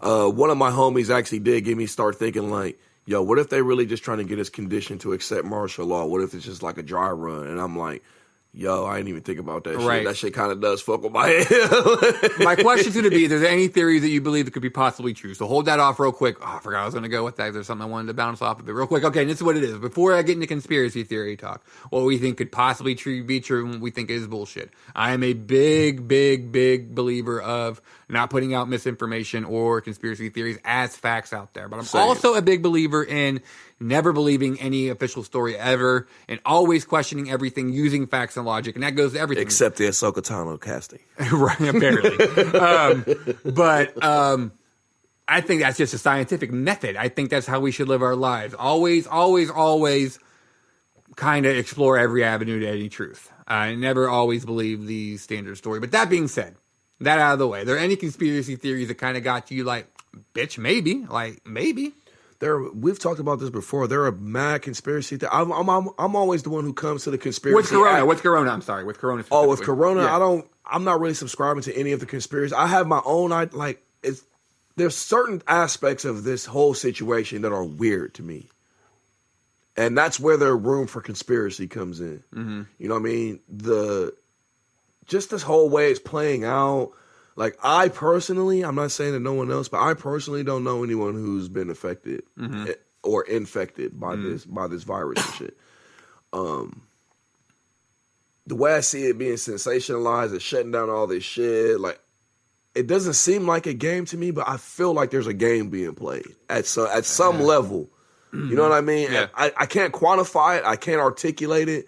I understand that it's a real situation, and I understand that it's a serious situation. But at the same time, I also know how capitalism works. And one of the dark sides of capitalism, it breeds types of people trying to monetize fucked up situations and shit. Right. So I do believe that there's some part of that, some capitalist shit is involved in the dark side of this bullshit. I'm definitely on that, but just how far it reaches, I'm not on the New World Order shit. And like I was trying to say a minute ago, when it comes to conspiracies, I'm always on the late end because I'm so skeptical. Like I end up coming in on a conspiracy after it's been proven. You know right. Okay. So I'm gonna have some fun. Do something with that if you want to. Have a seat. I'm gonna take us on a ride real quick. And I want to preface this once again with being, I'm an open-minded individual. So I looked at a lot of conspiracy theories. A lot of them are bullshit. There was one that the more and more individual research that I did on my end, where I'm like, I'm just going to say it because it's interesting to me. And there's something that I think that we can bring to the table, too, that all the conspiracy theories didn't necessarily see. And I think being from Ohio, only you could see this. But this is going to be interesting. So once again, completely a theory. It's just for fun.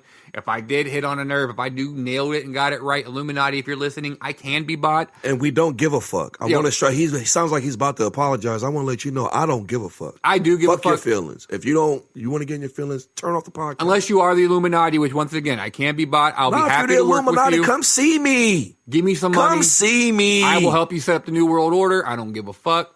I mean, if you want to pay me enough, I'll help you with the New World Order. That's what I'm saying. Yeah, we'll be New World Order should. I do have a price. Everybody has a price. Yeah. You know what I'm saying? We're not enemies. Use us, Illuminati. But until then, fuck y'all. Yeah, right.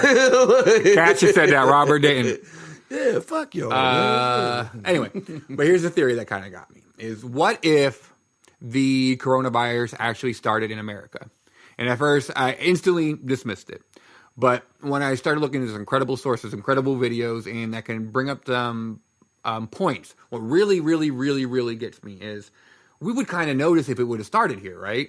Like there would have to be some massive outbreak of a pneumonia-like disease that overtook the news, and we definitely would have known it long before Corona broke out, right? Nothing like that happened, right? I'm following. Nothing like that happened in the past year, right? Pneumonia, except it did. If you're referencing a pneumonia outbreak, I cannot, off the top of the head, reference a story where this has happened. Allow me to remind you then. Okay.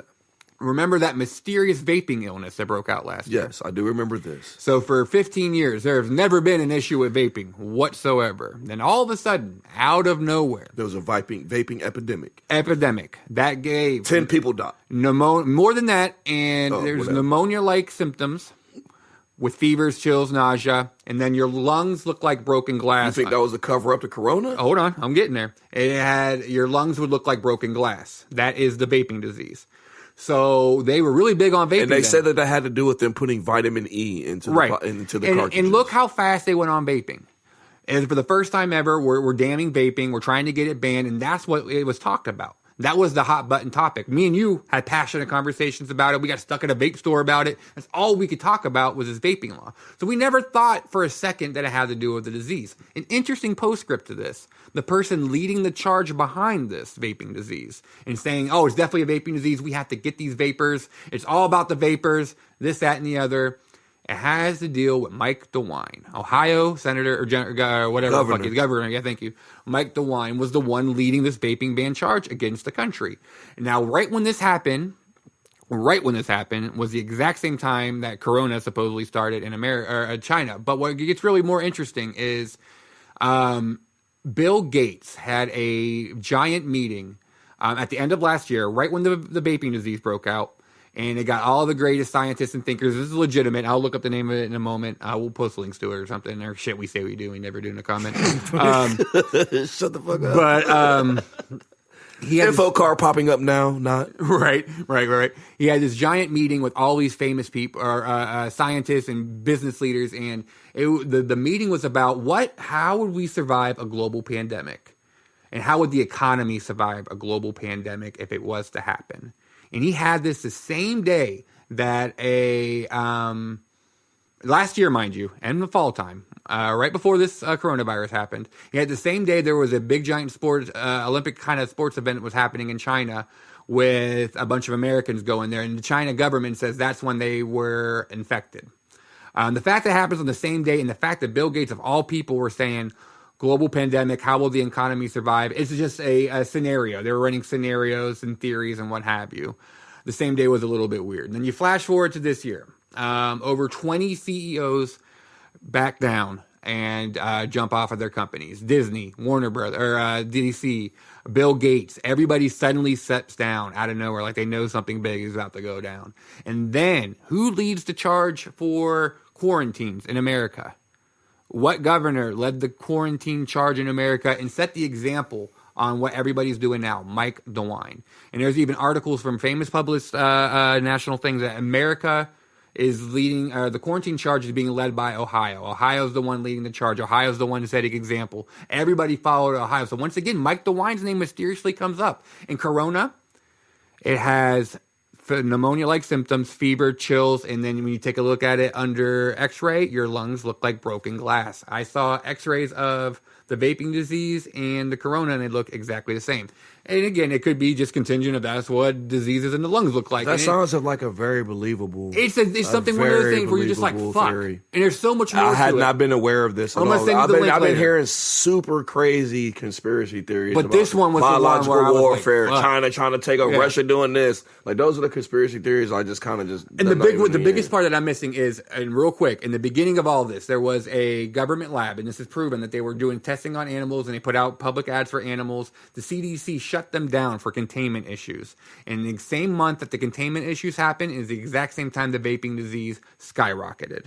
And then they eventually shut them down all the way, and the CDC. And then it disappeared. Yeah. And then it disappeared. That's what's crazy about the vaping thing. You haven't heard shit about people dying from vape at all. And there was a bunch of mysterious outbreaks in a bunch of nursing homes and stuff too, with old people with this mysterious pneumonia disease that never vaped either. But yeah, you never heard of this vaping disease or issue at all. All of a sudden, the vaping disease was a huge problem. Everybody had these pneumonia-like issues, and then all of a sudden, and not even a month later, a month after we started talking about this, a month later, Corona happens. But it definitely happened in China. And what does the government keep doing? The Chinese virus, the Wuhan flu, the Kung flu. It is purposely done. That's my Kung Fu sound effects. It's purposely done to make you think that it came from China or to damn China. Once again, I don't subscribe to this at all, but this is the one rabbit hole I went down where I was like, out of all of them, if one is to become true, it's this one. You know what I mean? But once again, it ain't true. And if it is Illuminati, I won't talk about it anymore. Hit me up, send me some money. We good. We good, fam. New World Order. Well, before we close out this Corona crisis talk, you know, the biggest thing we got to talk about, stimulus checks, man. What you doing with yours, man? Paying bills, saving. I'm rich, getting bitch. Hookers. I'm gonna buy a big old truck of cool menthol cigarettes, just like in the Dave Chappelle sketch. Let's go into the family. And you keep it for real, because we have to talk about what you could do in the community and all that shit too. Yeah. And like we want to talk about some real shit too, not just conspiracy theories. We're having some fun with that shit and then the celebrities, but in all seriousness. What I'm doing is going to be giving the money probably to me and the family, because there are a lot of families right now affected by this. The quarantine, the memes are dope. Conspiracy theories are fun. But in all seriousness, it's not helping, and the community is what matters. I think it is helping. I think there needs to be memers and content creators. There needs to be the band that plays the music while the Titanic goes down. There has to be, but there also needs to be people helping. Everybody has to play their role. You can play both. I like to make a lot of funny jokes and memes about the situation, but I also like to help the community out as well. Right. You can do both. I think the jokes really do alleviate tensions, anxiety, and fears for people. Talk to me real quick about how to help the community. How to help the community. A lot of things you can fucking do. First and foremost, donate time, money, blood to local food banks, especially donate to food banks, donate blood.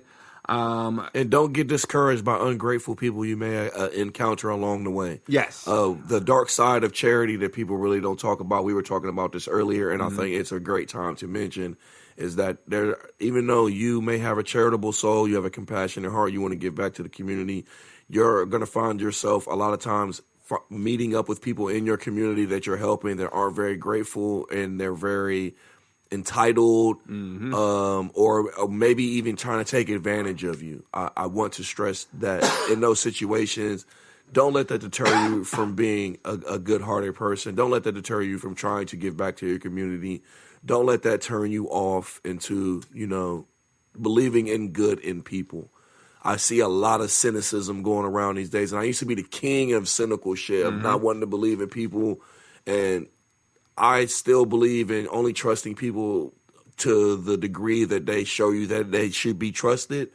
But at the same time, I also do kind of believe in the blind virtue of just doing good. And sometimes you may be doing good, and you while you're doing good, you might be helping a fucked up person. You know what I'm saying? That just comes with the territory. There is a dark side to charity, so I just wanted to put that in there.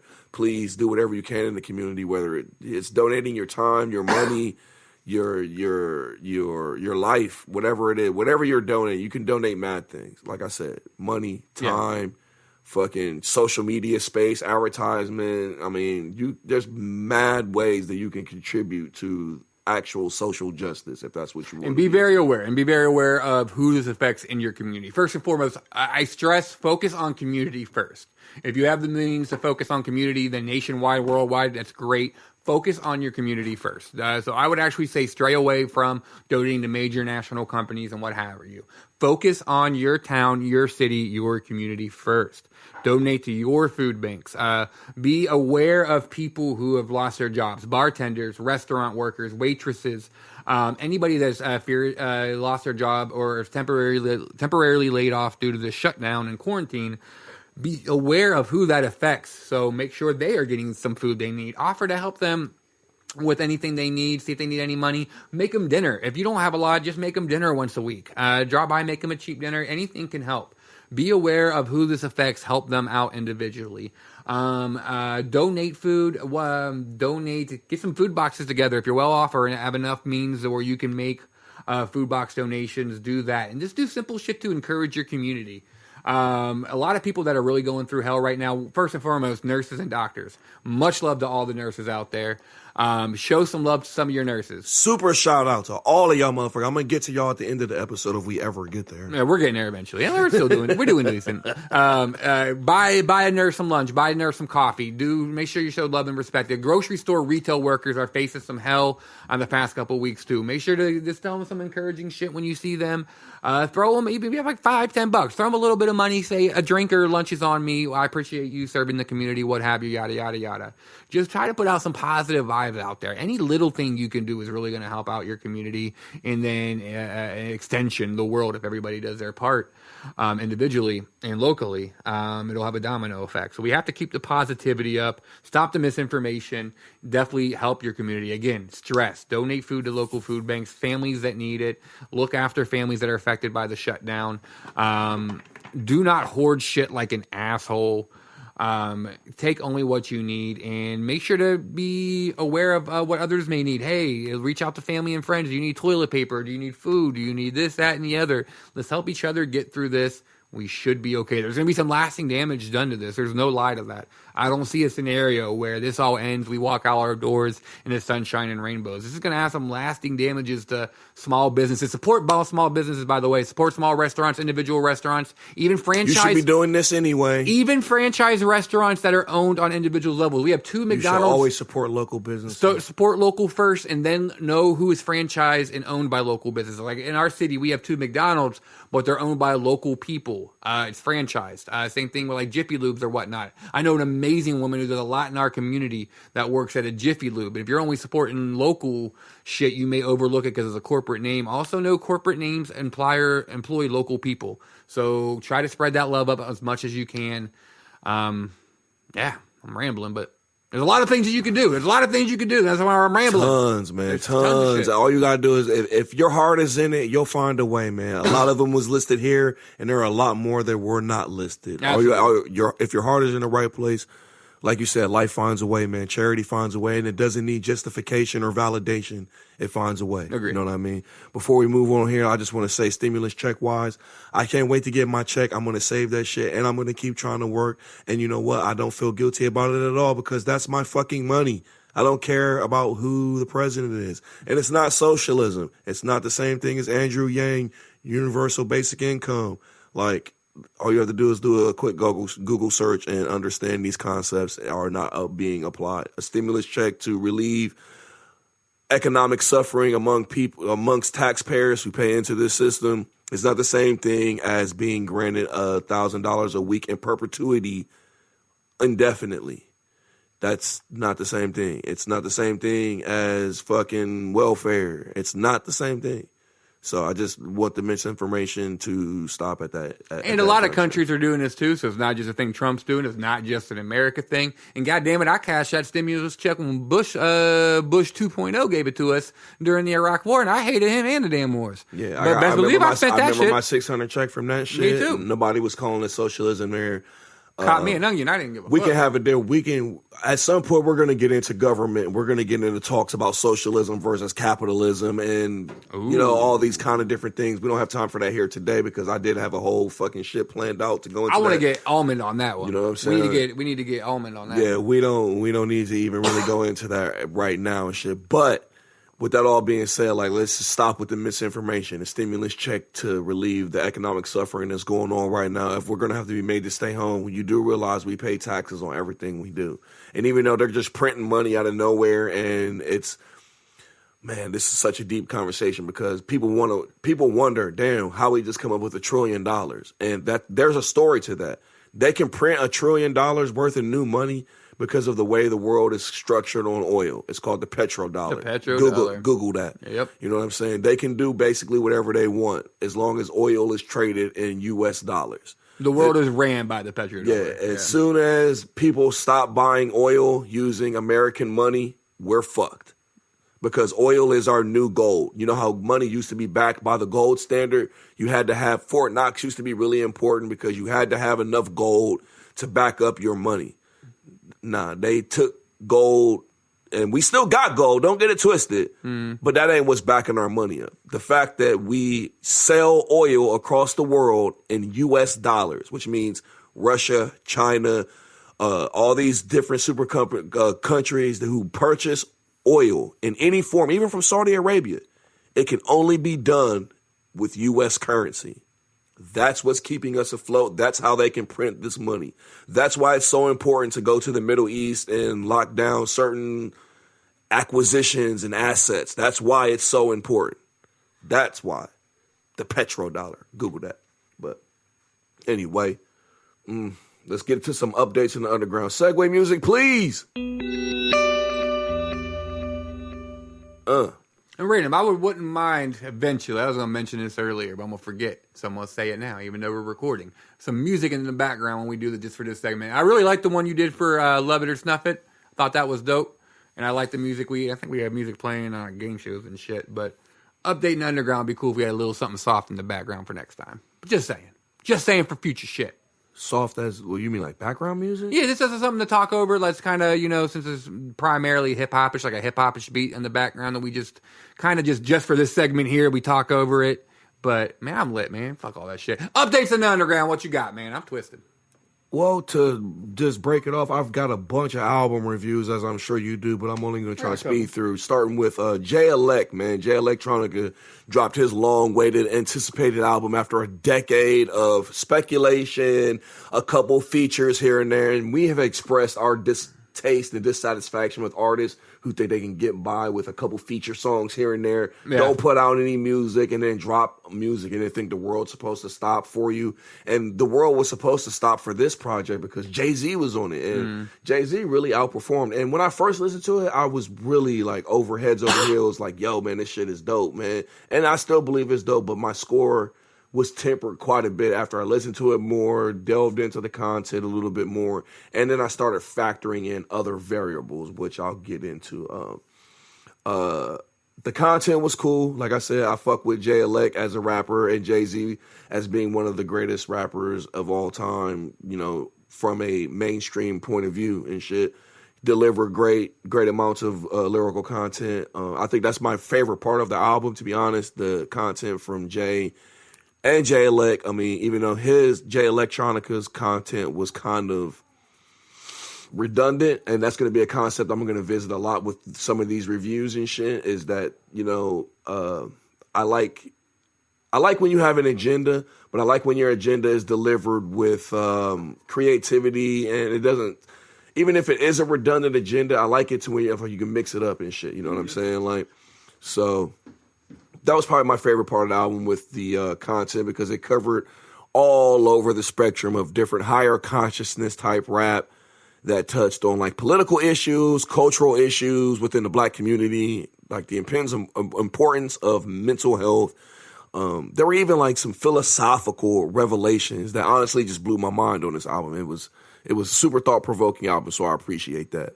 The production was mostly underwhelming to me from a sonic standpoint. Like, a lot of the beats sounded unmastered, really, man. And they really kind of sound really, I don't know if this is intentional, but they sound really unpolished, I guess is the word to say and shit. But I did fuck with the features, not the features, but the samples. My bad. The samples on the album that they used to make some of the beats. I really fuck with some of the samples and the sequencings of the track of the album itself. I fuck with some of the sequencing. My biggest complaint about the album is the length of the project, which is 40 minutes. They're trying to call that an album. We just got off of a discussion about how we were arguing about EPs and albums and shit. And we came to the consensus between us as traditional music fans, like, an album's got to be 45 minutes. This clock's in at 40. That's one song less than an album. How much are we going to really trip over it and shit? I'm going to tell you, I trip over it because I want an album. Yeah, you could have added one more song. By definition, it's an extended play. And especially after you have been gone for 10 fucking years. Right, yeah. And then you drop a collaboration album, which means you really only dropped, fucking, okay, there's 10 songs. You dropped 10 verses. Yep. In 40 minutes, and that's supposed to be your debut album? Nah, man, I'm sorry. It's half an EP. It's half an EP of content. I'm sorry, bro. Yeah, without Jay-Z, take Jay-Z off this shit. Like, Joe Budden had the crazy tweet, had me dying and shit. Like, yo, I took you off your album. Now it's a Hove mixtape. That's real shit. That's what it came out to be, man. So at the end of the day, it's got probably like 3 or 4 tracks that I will put on heavy rotation for a bit, but I give the album overall 3.25 out of 5 mics and shit, 3.25. Another album, Graph, New York underground rapper, been in the game. He's bounced around a lot from like Def Jam to Rock Nation to, I think he's on E1 now. But really underground dude, man, that works with Royce, man. This new album he put out, Opulence, a.k.a. Oracle 3. Super dope album. One of my favorite albums recently released in this month. Like I said, dope features from Conway, Benny, Hobson, Ritz, fucking Royce, Crooked Eye. Like, dope features, dope production, dope shit, man. Was feeling it.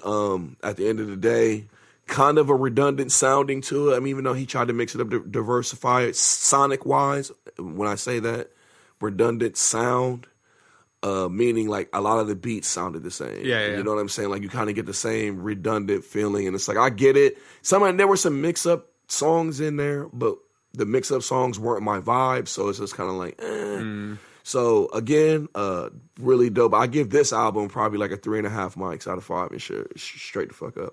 And then Jelly Roll. Last album I really want to give a full in-depth review and then just shout some shit out real quick. Jelly Roll, Beautiful Disaster. I didn't even know Jelly Roll was still rapping, to be honest, until you told me, like, yo, Jelly Roll, like, you made the announcement on the last episode, Jelly Roll's got an album coming out. So, oh, shit. I fuck with Jelly Roll. Like, I haven't listened to Jelly Roll since his Deal or No Deal mixtape back in, like, I think it was like 2014 or something. I don't have the date right in front of me, but it was a Sounds about right. That's not the one with Lil White, right? No, yeah. It was back when Deal or No Deal was a really poppin' fucking show or whatever. And he had like the album cover with him on it and shit. It was the mixtape that had Riding All Alone as like the lead single on it. That's what got me into Jelly Roll at that point and shit. Okay. I didn't even know you fucked with him like that. Oh, but yeah, man. Definitely fucked with him. But like I said, I didn't know. I fell off of him after that point and shit. But listening to this album, the first like 2 or 3 joints opened up really, really solid for me, man. You know, I'm a real sucker for the fucking piano melodies, the dark shit, man, strings and shit like that, man. Like, you always are going to have me like, okay, here we go. You know what I'm saying? Like, I'm with it. But as the album progressed and shit, it, once again, like I said, a common thread through some of these albums that I'm going through, monotonous. You know what I'm saying? Sounds really monotonous on the themes. The content, for real, when I listen to the album, he has the same exact content. Then when I stopped listening to him all the way back in 2014 or fell off of him, he's still rapping about the same shit. And if I'm going to kill Eminem for kind of the same thing, I got to put that at Jelly's feet too and shit. Like, your content's really not evolving, especially for someone who ain't been checking for you for all this time. And then I come back and it's like, yo, you still talking about the same shit. Yeah. But at the end of the day, that being said, I end up giving the album a 2.5 even average out of 5 and shit, man. Like it was another 40-minute project passed off as an album. I don't know if he was calling it a mixtape or not. But again, same critique with the J-Elect, man. Like, you could have given me another track and made it a legit album, and I wouldn't even have this criticism of you and shit. Yep. Especially with the lack of diversity that I feel like you had sonically on this shit. It wasn't a horrible project. It just didn't do nothing to excite me, impress me, or nothing like that. It was kind of like, all right, that's cool, and then I'm just going to move on. Like I said, I give it the total average baseline score, 2.5 out of 5. Other than that, Graph, we already talked about him. His album, Clear Soul Forces, some group that I just discovered. I didn't even really know much about these cats, but they're kind of like a backpacker, a conscious rap kind of group, but they make heavy references to like comic book culture, video games, nerd shit, and they deliver bars though. So it's like, imagine like a boom bap type of beat life, like a beat sonic soundscape with like colorful metaphors, talking about Street Fighter, Mortal Kombat, Dragon Ball Z type shit, you know what I'm saying? So really got me in depth on that shit. They're real dope. And send me that shit. Yeah, I definitely will, man. Yeah, I think I should check out one other one you sent me too, but send me that shit. Ransom, another New York underground artist, who I'm sure nobody really fucks with and shit, who's probably listening to this podcast. I really fuck with it, just briefly mention him because he put out like this is actual an EP. 4 songs, you know, like less than 25 minutes. Deliberately. You know what I'm saying? By like, design. And 3 of the 4 songs I fuck with and shit, man. And it's along the lines of the Griselda type sound, which I'm so grateful for people like Griselda because they put out a different kind of sound that I think should be appreciated more. It's kind of not really your flavor as in like the street raps, you know what I'm saying? Like hood lifestyle type shit that you can't really relate to, you know what I mean? But has like a good bop to it, you know what I mean? So definitely appreciate that shit. And look out for Jordan Lucas, man, dropping an album next week. He got a video that just dropped, Lotto. Fucking with that. And he's got an album coming out next week, man. But that's what I got for updates on the underground, man. Take it away. All right. And now for me on the white side of things, real quick, I do fuck with the hood shit. It's just not something I entrench myself. Like, I don't get balls deep because I don't relate to it. I hate the white boys that try to fake like they do. You know what I mean? I hate them kind of cats, but I never got along with them motherfuckers anyway. First album review I want to get to is just to bounce that off because the only one that we kind of overlap on is Jelly Roll. Jelly Roll, yeah. Right. Big fan of Jelly Roll. I love the dude. Even if I don't like what he puts out, I'm always a fan of Jelly Roll because the dude himself is such a cool ass dude. He's such a good dad, such a good person. He's been through a lot, and he really tries to help people through his trials and tribulations that he experiences through his music. And that's what A Beautiful Disaster really came out to be. It was supposed to be this kind of almost somber, depressing album to help people get through all the issues that they're going through, if you can kind of relate to him. But on Cassius's point, and I co-sign this so much, it is a theme that's kind of just stretched out throughout the entire album, and there's no real evolution or growth in the music, and there's no diversity in the music. It's all very monotone. It's all very just one-themed, one-note the entire album. The entire album is just pretty much the whole same thing. There's no the happy... theme, Beautiful Disaster. Yeah. It's really stretched through the entire... And I don't have a problem with that being the theme. But and I have that, yeah. Because it's a concept album. Yeah, but you can still get a concept across and diversify the musical sound. 100%. So... And even some of my favorite bands, if your album, especially if you're a diverse musical sound to begin with, if your album comes out and it's just dedicated to one of your diverse sounds, I normally don't fuck with it because I like you for your diversity. But I can fuck with the concept album behind it all, and I still think there's a lot of heart in it. I still think there's a lot of soul in it. I think there's a lot of musical talent behind it. So at the end of the day, I have a hard time kind of judging it. I think by its merits alone, I want to give it a 2.75. But I think if you're a fan of Jelly Roll, you already subscribe to that Southern draw and the sound, like that Southern white boy hip hop sound, and you like them, and you want to. It's the fact that it's kind of artistic and it does come from the heart and soul, and that's something I feel is really missing in modern hip hop now. I have to kind of up it up a little bit, so I'll give it a solid 3 out of 5. I kind of feel like it's a good enough album that I feel like you get a lot from it. If you're a hardcore Jelly Roll fan, it's kind of go either way. You're either going to really vibe with it because you fuck with Jelly Roll, or you're going to be kind of disappointed at the lack of diversity and evolution of the sound, if that makes sense. Next one up, I'm really sad you didn't get to this one, so this is the one I'll be sending you later, is King Izo's. I did listen to the King Izo record. Did you? I got a couple tracks into it. Just wasn't my vibe and shit, man. And I think I was listening to it at work and shit. You have to get through the whole thing. Did you get to the Duel of the Fates track? No, I did not. I think I got... He made a rap beat. I think I got like 4 tracks into it and shit. I'm like, okay, he's got some ability and shit, but... It's just not there, and I get that. It's just not for me. And it's funny you mention it, because Strange Music does this thing now where they put out EPs, and it's another one of our reviews, 4 album EPs that are actually the album in itself. It's just 4 tracks at a time, and it builds up to an album. And then they release the rest of it and some unreleased tracks on the album. I don't know how I feel about that anymore, so from now on, I'm going to kind of hold off on the EPs and just wait for the album, because by the time you get to the album, I feel like I already heard it. But... You mean specifically speaking to like Strange Music, though? Strange right? Music, yeah. Strange Music okay. feel, yeah. So they did it with Tech. They're doing it with Tech now. They did it with ISO. They're doing it with Calico, and I think they're doing it with their new acquisition, JL, newish. But so with ISO, the first EP came out with tracks 1 through 4. I wasn't really feeling it either, so I feel you. But it was a later. You keep listening to him, and you keep listening to this album. He really connects with you. One thing I really love about this album, the theme concept of World War Me, it is me. He only has Tech on a collab, and then Mackenzie Nicole singing, and that's the CEO's daughter, so you know she's gonna be on there. The Tech song was dope, but I see Tech kind of the same way I see a lot of other prolific rappers as like a cheat code. Yeah. You know what I'm saying? I can't really judge you off your Tech feature song. I agree, because you're gonna come with your A game with Tech being on no the matter song, what. You know what I'm saying? But that's why I really appreciate this album, is because there's like 20 tracks, and it's all the rest of it's him. There's no other features but him. The entire fucking album, and it's not just bar, hook, the end, or bar, hook, bar, the end. He's delivering 4 to 5 minute tracks, and he's giving us a robust fucking album. If you listen to it in its entirety, because this is his first major Strange full-length album, he really did his damn thing, and I actually really like the album. I gotta give it one more second full replay. Right now I'm sitting at 3.75, I want to say. Almost a 4. And it could very well get to a 4. I want to say that. It could go down to a 3.5. It could go to a 4. But it's such a good-ass album for him. There's so many witty bars if you really listen to him, and if you really get to the time. Like the fact that he took the chanting from Duel of the Fates and made it a rap. I mean, there's so many hidden nerdy rap album quotes, and there's some deep shit. There's some really deep. Yeah, we're really appreciative of the rappers who find a way to make dope ass bars out of nerd shit.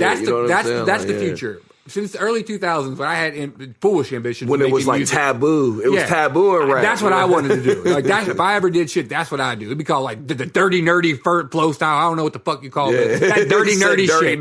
That dirty nerdy shit would be my shit. And the dirty genre. I gravitated toward Twisted because they were about nerd shit when shit wasn't cool. Like Jamie Madrox and Kevin Smith is what made nerds cool to me. It made me want to be a nerd and be proud to be a nerd in times where you got made fun of. Man. But now I gravitate towards shit like G Moski and now Echo. Like when I started listening to Echo, I'm like, oh, I fuck with this dude. Like that Pickle Rick song alone, I listened to that song 50 fucking times. Like you get that nerd bars in there, and I think now that especially it's popularized, I think that's the wave of the future.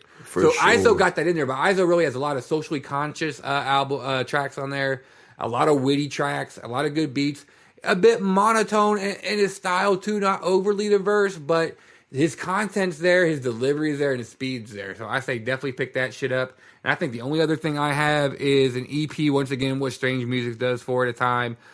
Chris Calico came out with some shit.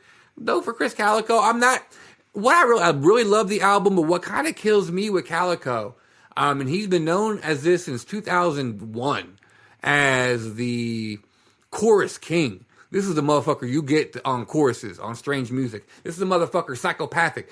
Hobson, psychological, I don't think psychological, but M&E is definitely, you want Calico on your feature for a verse, definitely, but at least for a chorus. He's the chorus maker. On this EP, that was the weakest part of his EP, was his own choruses. Wasn't feeling it at all, and that kind of really took me out of it. But the verses was dope. The collabs he had on there was dope.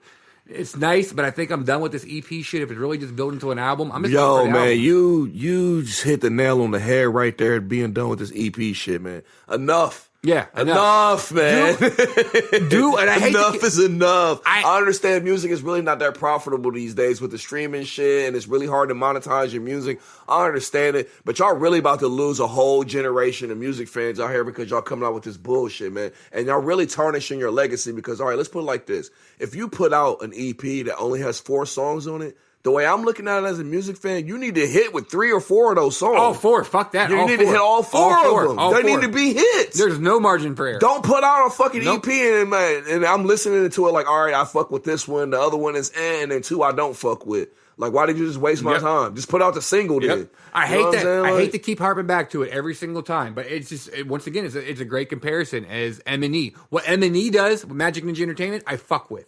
Like, Twisted will put out 4 singles a year.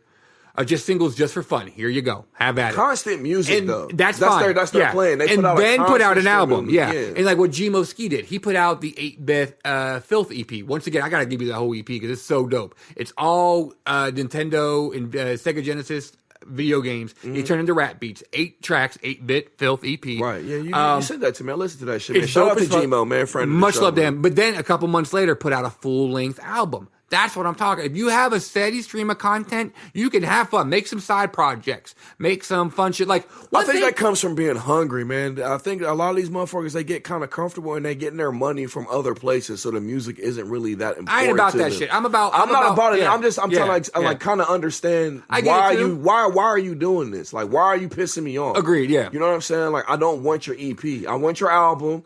And if you're gonna give me a single, like we say all the time, like.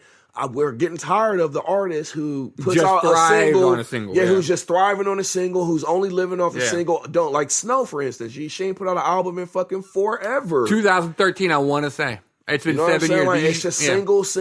Oh, watch my single dropping, but you're not putting out. You're just putting out videos for clicks. Yeah, and that's all it is. You're a click artist, and I have so much love for Snow. You're monetizing the culture. Me and you disagree it's about nasty. Snow. It's nasty. I fuck with you, Snow. You're beautiful. You make you rap.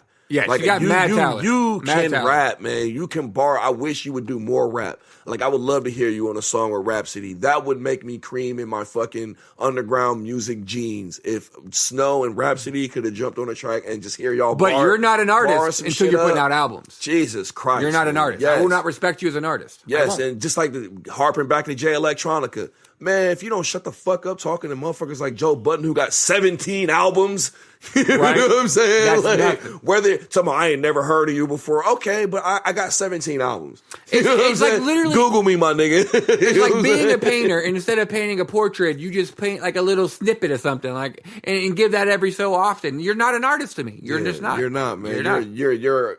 I don't want to go with the vulture title, but that's kind of what it seems like to me. Like, you're just kind of trying to dip in, keep people interested, monetize people's interest in you, and then be out. I can walk that line. I want dedicated artists, man. I can walk that line to a fine degree. I can see where you're going with that because it almost seems like you're perpetrating to the certain fact that you're just using the culture for your own self-gain. Yeah. But that's why I use that word hesitantly. I don't want to use that word, but that's the best way I can relate it. The reason why I'm so hesitant too is because some of these people are doing it are legitimately fucking talented. And that's why I'm at such a crossroads with this. Because are you so talented because you wait 8 months to just make one song a year?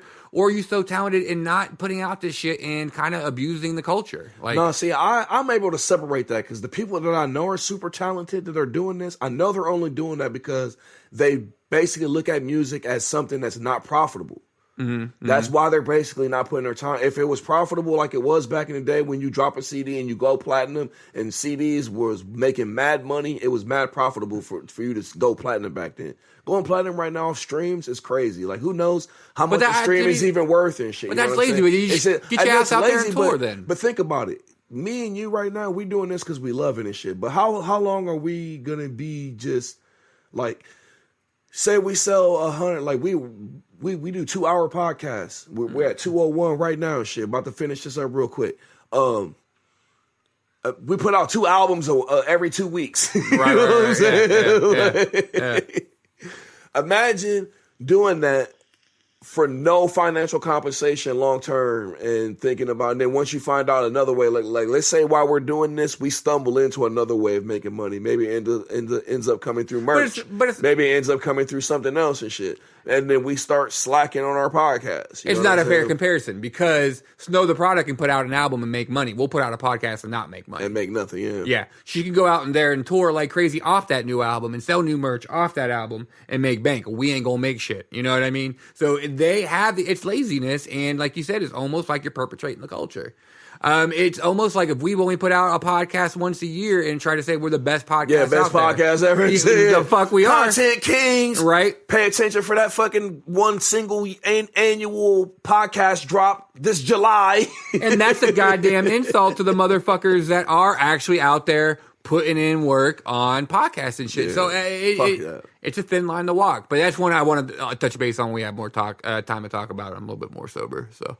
Hell yeah, man. You got anything else before we roll out, man? Probably at some point in time. Not now. Yeah. Motherfucker wasted. Well, straight up, man, fucking shout out, man, to all the doctors, the nurses. Yes. Everybody working hard to help the community and their fellow man through this corona crisis that we are facing, man. You know, shout out to all the people struggling, trying to make ends meet, getting laid off.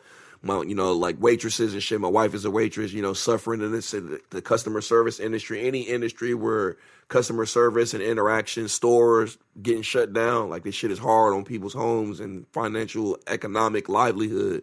So, shout out to everybody, man, just hanging in there, making it happen and shit. Shout out to everyone helping their community, being real social justice warriors who ain't out here seeking validation or feel entitled, using their ego, letting it get involved, still holding it down, holding their people down, man. And shout out to the introverts, thriving in chill mode, too. You know what I'm saying? They were shout out to Sean Threats, too, man. We love you, man. We can't leave you out here. Third member of the podcast, baby boy.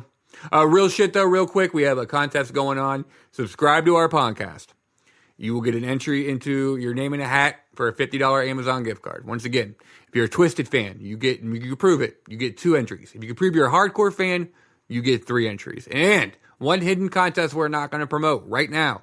If you are a nurse or doctor or bartender, restaurant worker or retail worker, first one to say you are any of these and going through some hard times, you can get something off of Amazon, $25-$30 on Uncommon Sense, just as a nature or as a sign of goodwill. We're not going to advertise this. It's really going to go out to anybody that actually listens to this whole fucking podcast.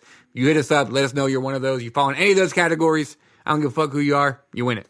So let us know. This motherfucker just love giving away money. Just throwing it at these motherfuckers.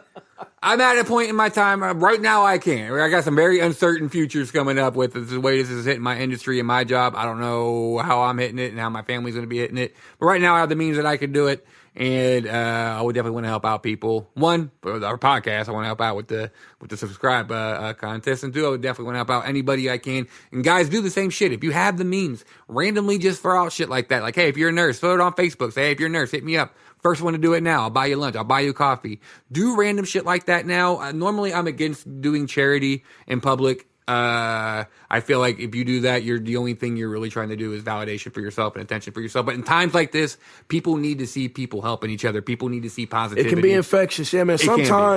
Sometimes making it public is a good thing, man. It gets infectious. It gets other people involved in shit. Even if you see somebody doing it for an egotistical reason, just to help themselves, if they really are helping somebody else, don't say anything, because that's still a positive thing. There's a dark side to this. And let that positivity go out. We'll sort out the rest later. Right now, all we need is positivity. Help out each other. Be very vocal, and you can give quietly, but also give vocally this time too, so people see more positive shit in the news, positive shit in your community, opposed to all the fear mongering and everything else going on right now, because that's what we fucking need.